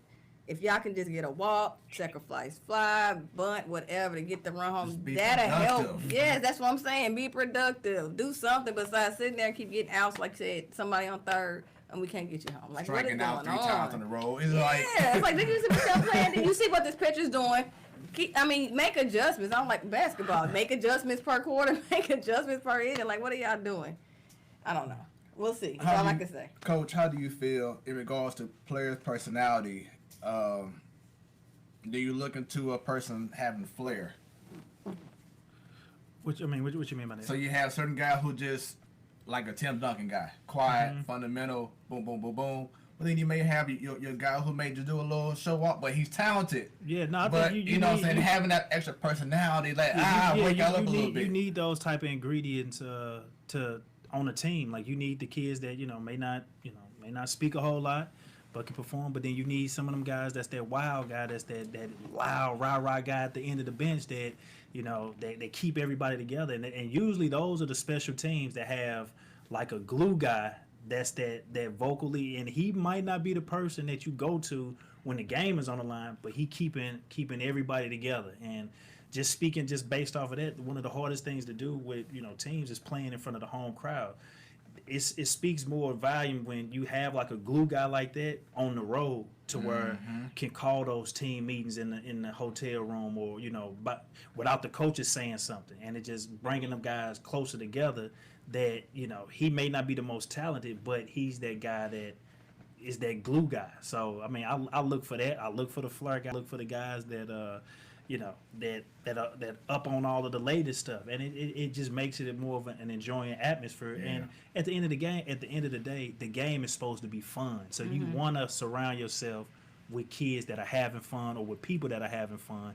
Because if you're not having fun, then you're not gonna have fun out there on the playing field. And Joe, to me, I think that is what's missing from this Cardinal team. Not having fun. And not being themselves having fun. And not having that guy that just, like you said, whether you're at home, you're on the road, just that guy that's going to bring that extra flair. Like I love Javi Baez. I love his game. You know what I'm saying? He just brings... My favorite right now is Tatis Jr. watching him. And that was who I was going to bring up next. Yeah. I was going to bring him up next. Fernando Tatis Jr. Hey, that's my boy. Yeah. I don't care. Look, backflip all you want and stay down and pick home and do that. And yes, the game. What we want to see. Because have some fun. Like it goes back to even with football, how they try to take away touchdowns or certain celebrations. Dancing. It's like because I think we had this conversation a few years ago. And just being a professional, and no matter what sport it is, when you do something incredible like a touchdown or hit a home run, that is not an easy thing to do. It's not. Look how many people trying to get to the level to do it. It's a lot of people. You work your ass off from playing in Little League, playing in AAUs, playing in Bradley Bill Lease, going to high school, college, get to the pros, whatever that journey is. You should be rewarded, and you should not, unless you like hit someone in the head or something. That's different. But there shouldn't be no kind of rule or what you call it? A cardinal rule or unwritten rule. That's that old school. Yes, it's an unwritten rule. To show up the opponent is part of the game. Because people like me want to be entertained. So entertain me with the backflip. Entertain me with the end zone dance. Entertain me when you do a nice lob down the court or a nice touchdown. I like that. I mean, even sometimes when it's a competition, I'm like, oh, he did us dirty, but he got a good arm. When you say stuff like that, entertain me. Don't just sit there be a robot with it, And that's going to attract the non-fan to maybe watch more because exactly. Okay, he's showing me up, but now this guy got enough ammo in his mindset. Like, next time I see you at the bat, I'm gonna strike you out. It's the game between the game. Yeah.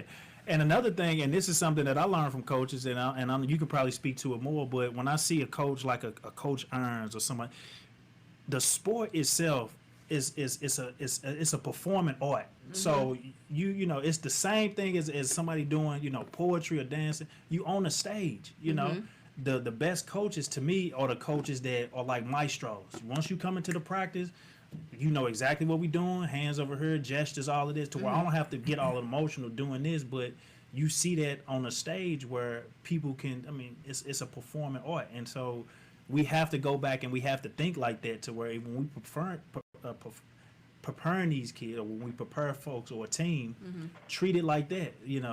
We practicing. This is the stage. This is our audition time right now. Now, the game time or the stage time is when we unlock the doors and let fans come in, and the referee is over there, and we let your parents in. But you on the stage right now, so perform, and that gets you in the habit. And that's why I always just tell kids to watch performing arts because this sport is the exact same way and prepare like that.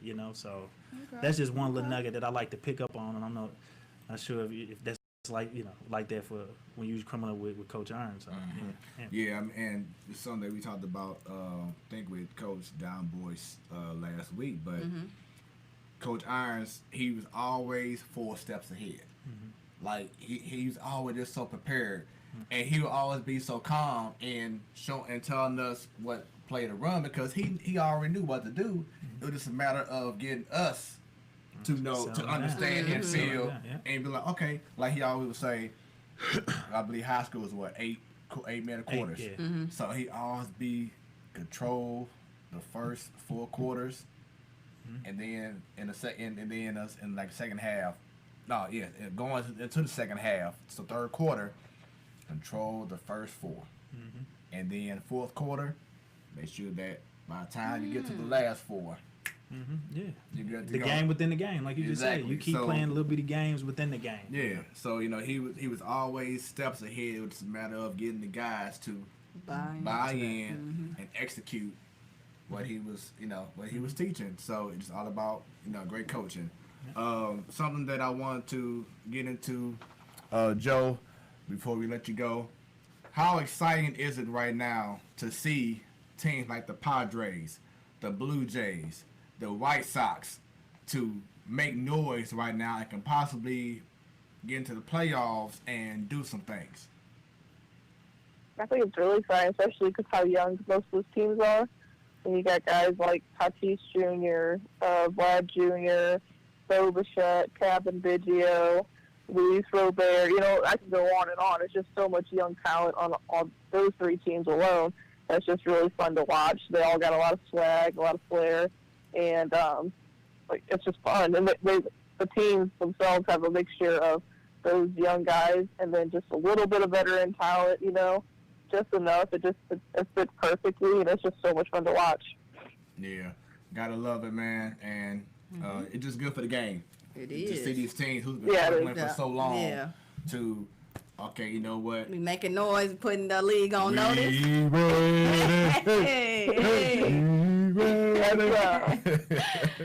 Why I hate this year. It sucks because I want to see these fans who have been struggling and they haven't gotten to watch their teams play good. Even the Marlins, the Marlins they're not in first place, but they right there. They could most likely be in the playoffs this year, and that's exciting. They got Sixto Sanchez. He's been amazing for them, the rookie pitcher.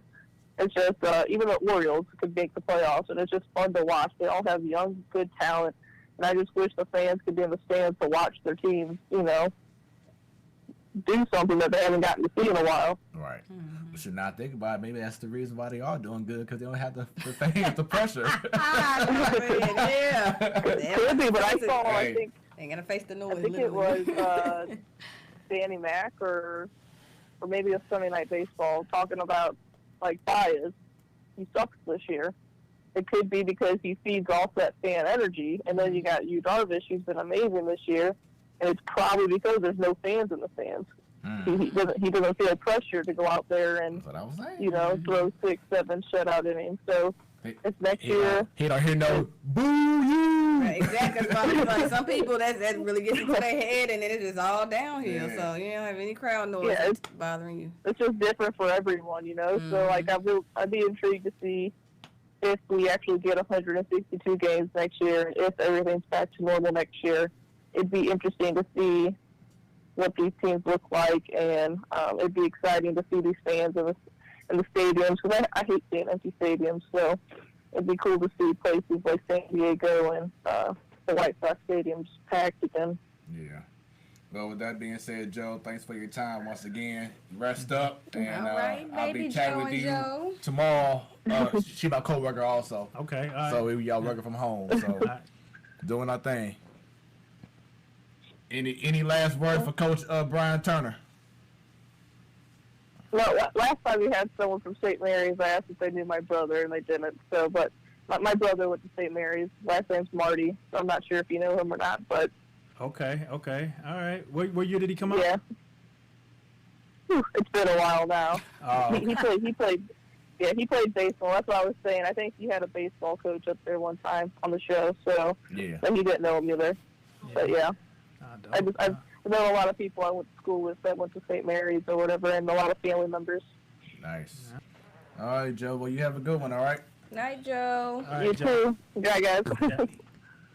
All right. So, got to get into this because Stan, I know you had an opinion about something. So let's go ahead and get right into it. Basketball playoffs.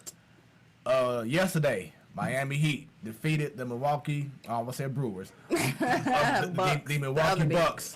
And that other beat. you and I was having a conversation, and we was both saying, well, I was stating that Giannis already told the media.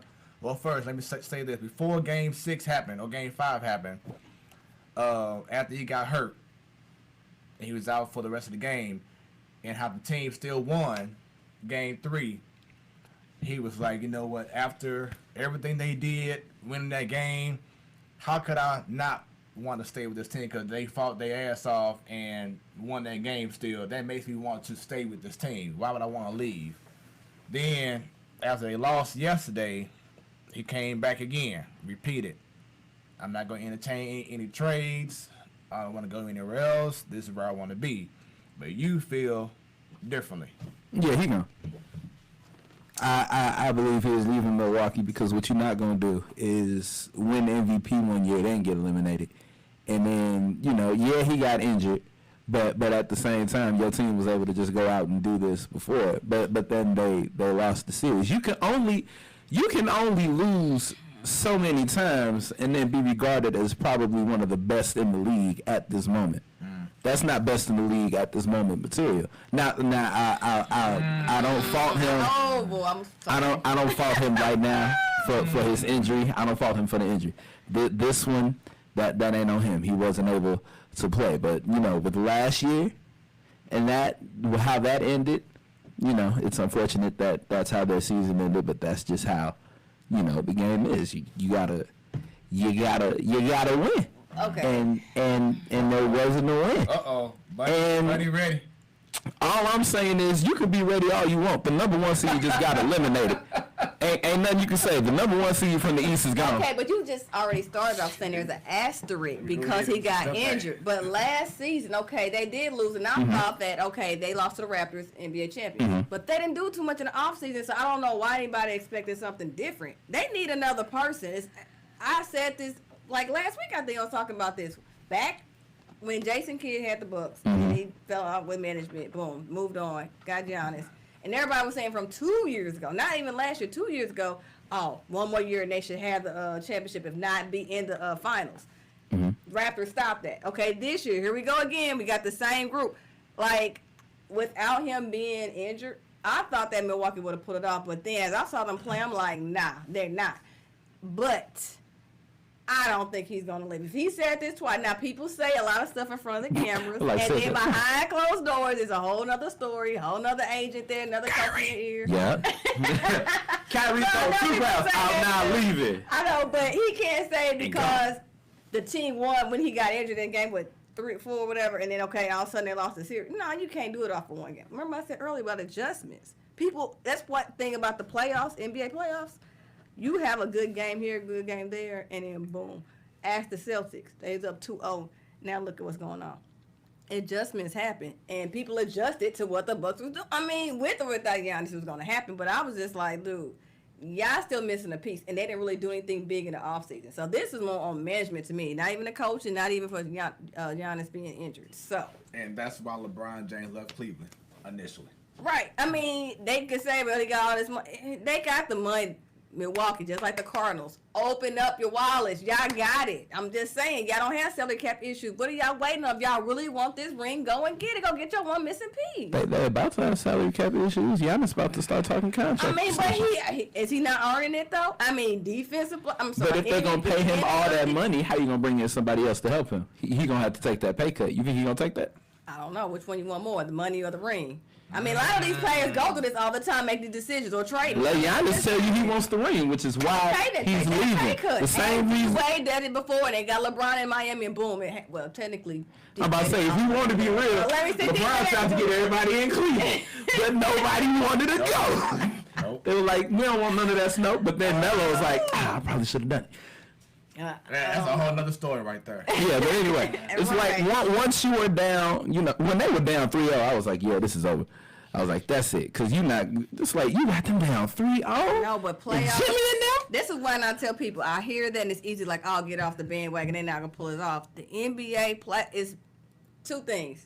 you have NBA teams that are mediocre or they okay, and then they get in the playoffs, and then they're a whole nother type of team once they get in there, because there are certain teams that are built for the playoffs. Regular season, they like, and they barely get in, and when they in, they gone.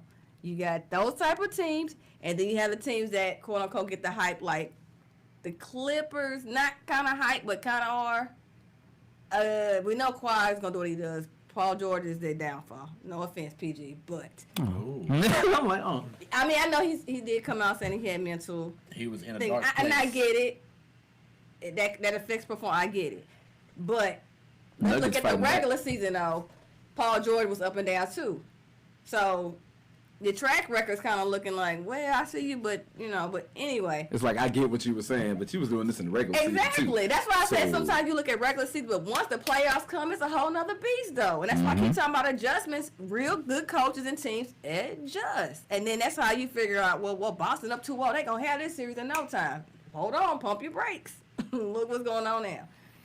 The Bucks would have probably, I thought they could have had that series, but then again, like I said, watching game 2 and 3, I'm like, somebody ain't doing something right now. I said they needed another piece. Offseason, they didn't do it. Now, look what happened. So I truly don't feel he's going to take the pay cut because, he's been balling out. He's been busting his ass. He deserves the money for the way he's been playing. Either he's going to get the money from somewhere else, or he's going to take this pay cut in hopes to get another, I wouldn't say another star player, but a player who can bring what is missing. Okay. I mean, we know the rumor we was talking about him going to Golden State or somewhere, but don't forget, Brooklyn Nets will be on notice next season. As long as KD and Kyrie healthy, Brooklyn Nets is in the East. Nope. Milwaukee's in the East. But we'll see with the Raptors. I'm just saying, hey. So, you see what the we all know I have little to no faith in Brooklyn because of their players right now.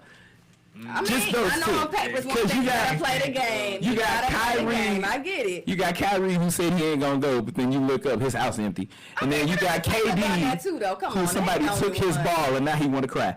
And when you put them two together, and now you got Steve Nash as the coach. Now that is my question mark. I mean, we talked about that a little bit last week. I'm not even gonna get on the hiring and the race thing and all of that, but Nash being the coach don't mean like they gonna have it together. I think they can coach themselves without Nash personally. I mean, we gotta see how he's never coached before.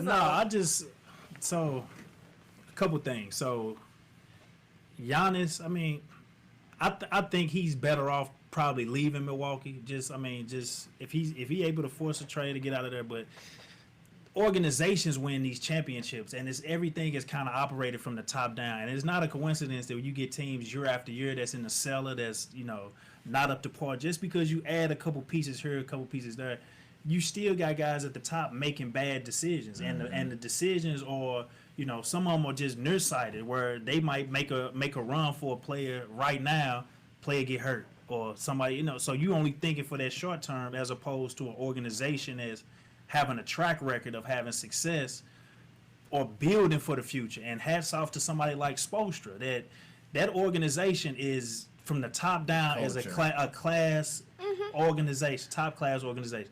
Same with somebody like Golden State. Now if you put Milwaukee next to Golden State as far as the organization, you're gonna pick Golden State off tops because and then even with Milwaukee, it just seems like I don't know if those markets are just so cheap to where they don't want to break the bank for certain players, because if they do, they can't. How are you gonna get another big time player to come to a Milwaukee? That probably ain't gonna happen. I think they squeezed enough of what they was gonna get out of this team with this group right here. And that's how I feel. And I just think he shouldn't waste his better years that he have going forward, spending his time in somewhere like Milwaukee. I think he need to team up with, them guys out there in the West, because they already proven that to be a championship caliber team. And this is, like you said, this is a copycat league. Once a team or once organizations start seeing things that work, they late to the party. Look at the 76ers. All we're gonna do is we're gonna tank, and we get a good team one year, run that team back, and they bumping heads. Same team, star players, but we bumping head. They didn't make any type of adjustments. They didn't plan for the future, and now they getting rid of the coach. And now they're gonna be talking about getting rid of one of those two players when you just won a couple games with them a couple years ago. But all of these teams kind of look and see what's the trend. They piggyback off the trend, but what organizations are foresighted? What organizations are saying, look, we build this. This is how we build a championship, and this is what we're going with. And so that's why I think it's going to be Boston and L.A., the Lakers, in the end for championship, for the finals, because those are two big-time organizations. Toronto's I got Miami. But I got Boston. I tell you about Tatum said he put the league on notice. He going to get, and still fairly young, but him, Jaylen Brown, Quinn. I just look at a Boston like that's from top to bottom. That is a basketball team. But from just looking at that, like that's that team because together, right now, it is an update as Stan said earlier. It's tied up. Toronto tied it up 3-3. If Toronto wins this series, what do you say about Boston then? I mean, either or. Toronto is a good. I mean, championship caliber. Like that organization is good too. I mean, it's just kind of like hats off to them. They got winners, and you can't underestimate the heart of a champion. Like, they got dogs in that fight, too. I just think that, based on their youth, from top to bottom, they just got basketball machines over there, just as far as the players that they have. You got all these guys that's in the prime of their career clicking at, I didn't get a chance to see the game, so I don't know what happened during this game, but just watching the game, I mean, Tatum playing lights out, then you got Kemba playing lights out, you got them guys kind of clicking, and then I just feel like the coaching staff is top notch too. So, but yeah, so I mean, it's gonna be interesting. I mean, either way, I just Toronto, Boston, that's a toss up. But on the other side, I mean, Clippers. I mean, that organization is just they always get there, but then it's kind of hard getting over that. I heard the head coach, but who am I?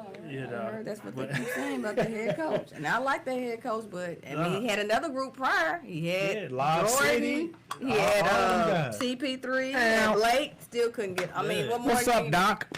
That's my guy, but I just been hearing that for a few years now. Like, And but who am I? I'm not right a coach. now, I'm not a GM. I don't know anything. I have the Clippers up by 10 over the Nuggets right now in the third quarter. 12. Okay, so update right there. Ballin'. Yeah. And then of course you have the Lakers up 2-1 over the Rockets. All right, let's be honest. Who at this table thinks the Rockets are finna win another game? You out your mind.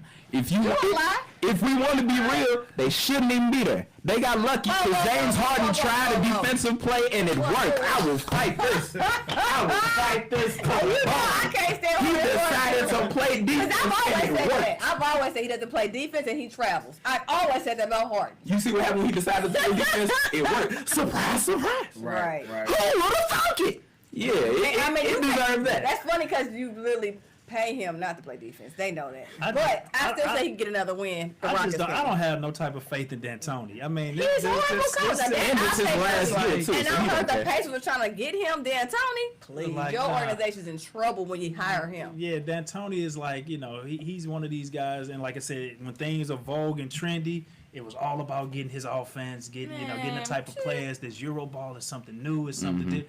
And we just seeing that, and it's that organization too, because, from the top down, everything is just based on analytics. And I just think at some point it has to be that eye test. Yep. You got to be able to just see and know who's supposed to be out there. Now they got dogs. They got some straight up dogs, but how many of those? They all small size. But and that's what I'm saying. And then they don't play. All them shoot threes. Right. But that's D'Antoni's style. But you see how the Lakers run them out of there. They say, hold up, this don't work for them now. I just my thing with the Lakers is I just want Anthony Davis just quit shooting all these damn jump shots. Dominate the paint. You got that advantage. Why are you sitting there shooting? What are you doing? And he got the same issue like Embiid. It's like this is too early in your career. You want to be like LeBron older. I can see why he's doing it, but AD, I don't get it. I don't know who's not telling him in his ear, who's holding him accountable, but trust me, the paint, all that. They don't want to hurt his feelings by telling him get down there. This is when you need mama mentality on him, okay? Tommy will hold you accountable.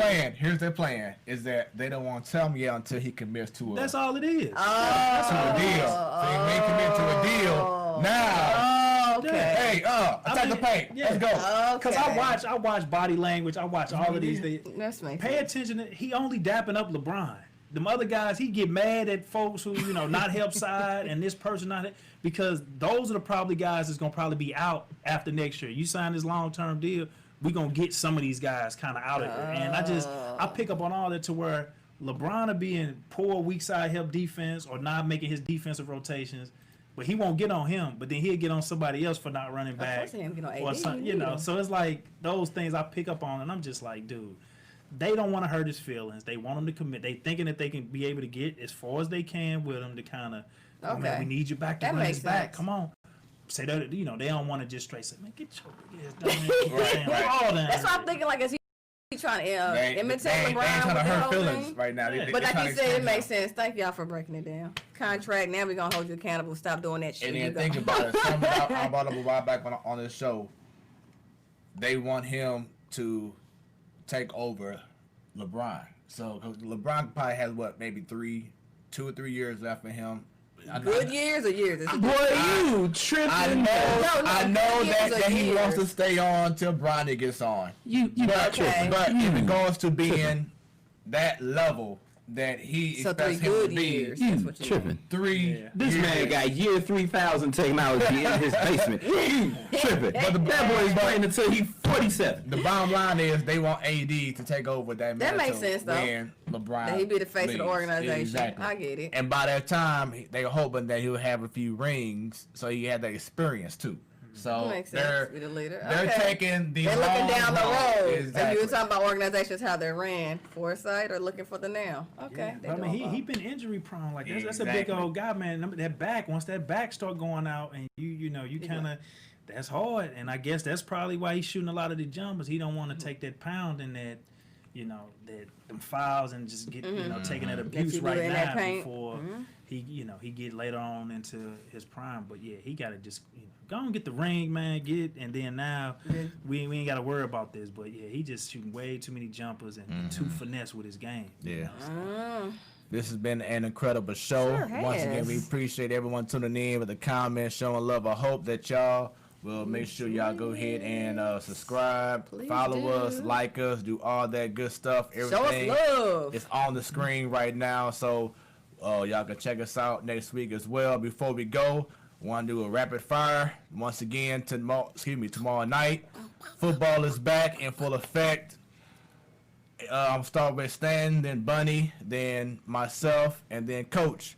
We gonna see who's gonna win each division. AFC North, Stan. Ravens.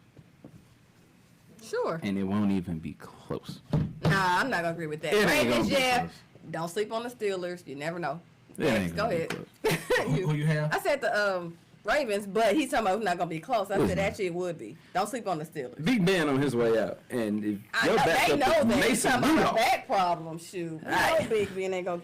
Mason Rudolph got swept. Tomlin got something up his sleeve that y'all ready for. Or, Juju pulled up like, ow! Right. quarterback. I also have the Ravens. Steelers. All right. See, that's why I said they'll get the competition for the Ravens. Don't sleep on them. AFC South. I don't know. Now, mind you, Phillip Rivers playing with the Colts now. Tennessee man. Titans just got Clowney. Now that's a difference maker. Yeah. The Titans. Oh, you on your pick, my bad. I'm going Texas. Titans. Titans. Titans. AFC East. This should be interesting. No more Brady. But you got Cam. You think Cam's back? Killer Cam back? Mm-hmm. Ready to bring it? He's playing with the right coach and system. I'm gonna say the Patriots just because it's damn Belichick. He gonna find a way. I know, right? There was will there's a way with him. Yeah, Patriots. I don't like the Patriots, but I'll say it. Patriots. Say the Jets. I'm gonna say the Bills. I'm gonna say the Jets. Or with what's this rookie quarterback with the Dolphins from Alabama? Say it, Stan. You know how to say it. Ooh, wait a minute. It's Tua Tagovailoa. There you go. What do they call him for short? That's a lot. Tua. Tua. But He right called now, him his first name. Tua. but right now he's a backup. He's not starting yet. They already made the Yeah, they announcement. say yet, and y'all know what happens. Week 2, Change them. Who you have? New England. AFC West. Chiefs. Chiefs. Yeah, Chiefs. NFC North. I don't know. Don't sleep on Aaron Rodgers. He ain't down yet. People been thinking like he ain't got it. The but Vikings. Man, I don't know. On this pack one. it up. Packers. Don't sleep on Rodgers, I'm telling you. Golly, He ain't out yet. I really had no idea. I'm gonna say the Vikings. I'm gonna go with Packers. South. NFC South. The Buccaneers. Oh. Look. Can I could go for the underdog, right? I mean, I know that whole Tampa Bay is actually stacked now. Oh, they super stacked. Like, mean, this ain't And even so fair. why would you not go Like, with him? how? She's an This underdog. Tom Brady. 'Cause I don't like Tom Brady. I mean, I like him, but I don't. Leonard Fournette. Going to the I Buccaneers. know. Y'all got Gronk on Gronk. there too. I know. And then you still got, what's his face? Mike Evans. Yep. Yeah. And then Chris Godwin. And the coach, Bruce Arians, he know what he doing. I know. Okay. Yeah, it's a solid setup. Y'all trying to punk me into saying the Buccaneers? Come on, Girl Scout. Oh, Lord. Buccaneers. Yeah, Yeah. Bucks. Yeah. NFC East. This is like, I don't know. I really don't know who to choose on this one. This is like a I like toss-up that to old me. logo you got on the end of the NFC East. Right. Washington football Yeah, team. the Washington football team. At least you keeping up Stan, with who you got? that. See? Coach, Whoa, sir, you said you okay. wasn't keeping up with football, but you knew about the team name change. Oh Okay. yeah, I know about that. You know. Well, I'm not choosing Cowboys. I'm gonna go with the Washington I don't know football team. Who to pick? Okay. Give me the Eagles just cause I don't know who to pick. You know, I'm like in the same boat as you, Bunny. So I'm gonna say the Giants. Okay. Cause I had no idea about the NFC East for real.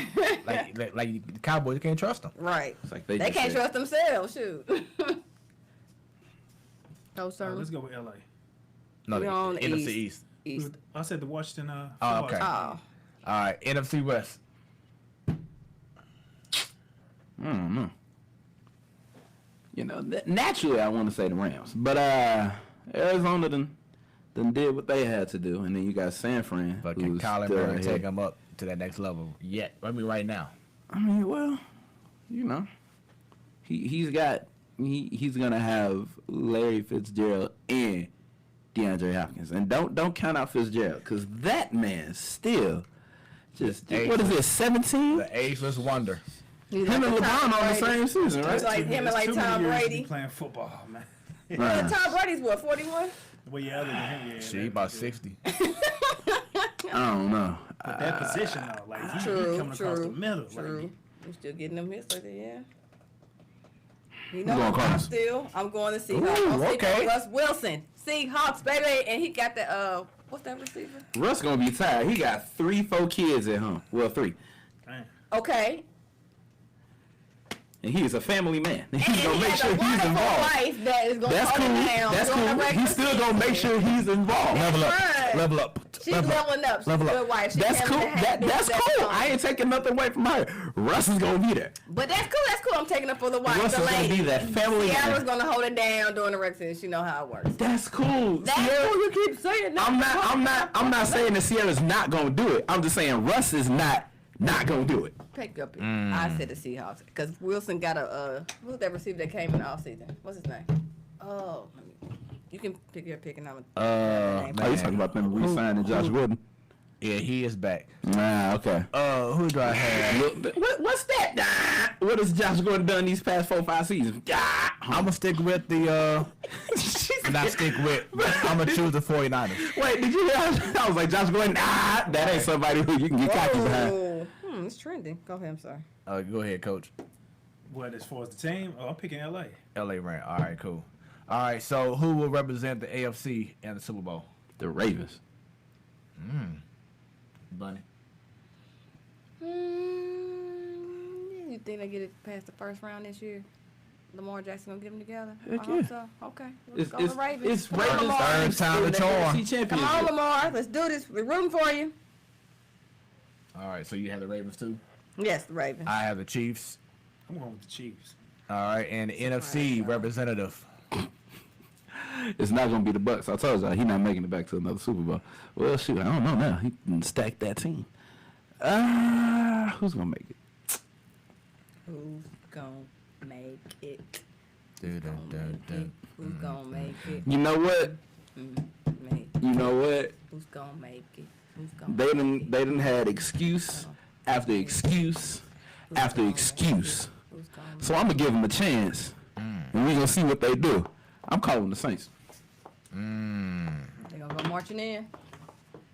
They done had. Oh, this happened. Oh, pause. All right, new season. I'm home on Put up and shut up. Green Bay. And I'm still on their ass about how they. Randomly throw it out there, Green Bay. Let me just throw it out there. All right. Randomly. Yeah. Man, I don't see the NFC as dominant as years past, so that's going to give leeway to a Buccaneers team. Yeah, I was kind of going with I think Green Bay, Aaron Rodgers. All right, and the winner Good of answer, good the Super Bowl will be Ravens. I'm not gonna say that just yet. Hey, you get that MVP that next season, you ball out different, Pat Mahomes. And Lamar been had a chip on his shoulder since draft day. Stick with Green Bay. I'm not gonna go with the Ravens just yet. Since he was sitting there with his mama. You said crying Green on the Bay? shoulder. Chiefs. Green Bay. There we go. All right. Come on, Lamar. So tomorrow night Come on, Lamar. we will have gaming video creator, YouTube sensation. This man here as soon as he hits live, he gets like automatically over 50,000 people Yeah. tune in to every You the stream. man. Goodness. He's the dude. I've been following him for years. He been going since Yes. the Superman look up now. I've been following this guy for years, man. He really specializes in creating live video content with sports games and first person games. David iPod King Carter will be our special guest. We gonna try to Zoom again, one more again It's next David week. iPod King Carter. Carter. You gonna just He will be. cut Hey, off the last name. I know. But yes, he will be on the show tomorrow night, Thursday night special. Stan was like, this is one of those things I may have to consider I'm being sick, here. boss. I can't come in today. This just in. I'm gonna be at work. Oh, okay. But maybe we can catch Stan on the Zoom. We'll see what's happening. We'll see what's happening. Do I even have Zoom on my phone? I need you to get that. Install it right now. I know. Yeah, but Coach, it's been a pleasure, man. Yeah, this Coach was Tony, nice, thank you man. for coming. It Good has been a information. pleasure. Good. Thanks once again for being part of the show, man. Appreciate And good. Hopefully, with everything going on, y'all can have a season and get it cracking. And hopefully we can maybe do a show at the school. Yeah, no, that'd be dope. That'd be Nah, wonderful. Yeah, that'd be dope. Yeah. For the future state champion, St. Mary's. There we go. You know? There we go. Okay. Oh, yeah. Yeah, so I have catch us next week, but catch us tomorrow night at 7 o'clock, same time. We're going to have a good time with it once again. David iPod King Carter. There you go. Will be on the Imagine what if show. somebody took an O out of Smooth? You feel some type of way. I'll be hurt. Exactly. I'll be like, who? Nuh-uh, wrong guy. Smooth like a spread? That is not Right. me. Oh, So, gosh. it's the Platform Sports Talk Show. It's your boy Smooth. I'm standing, baby. Bunny. And let me get a quick shout out to Adi Dot and Caldwell Custom Tees. Speak Life. This is her. Caldwell Custom Tees. Thank you so much, sis. There it is. And Coach Turner, BT. when it's about sports, It becomes our business. I'm looking at you. I'm like, say something. No, I know it's something. That's how we did that. We did it at the same time. You Oh, no. And business just picked up. y'all have a good one. We out. Good We out. night. Right. We out.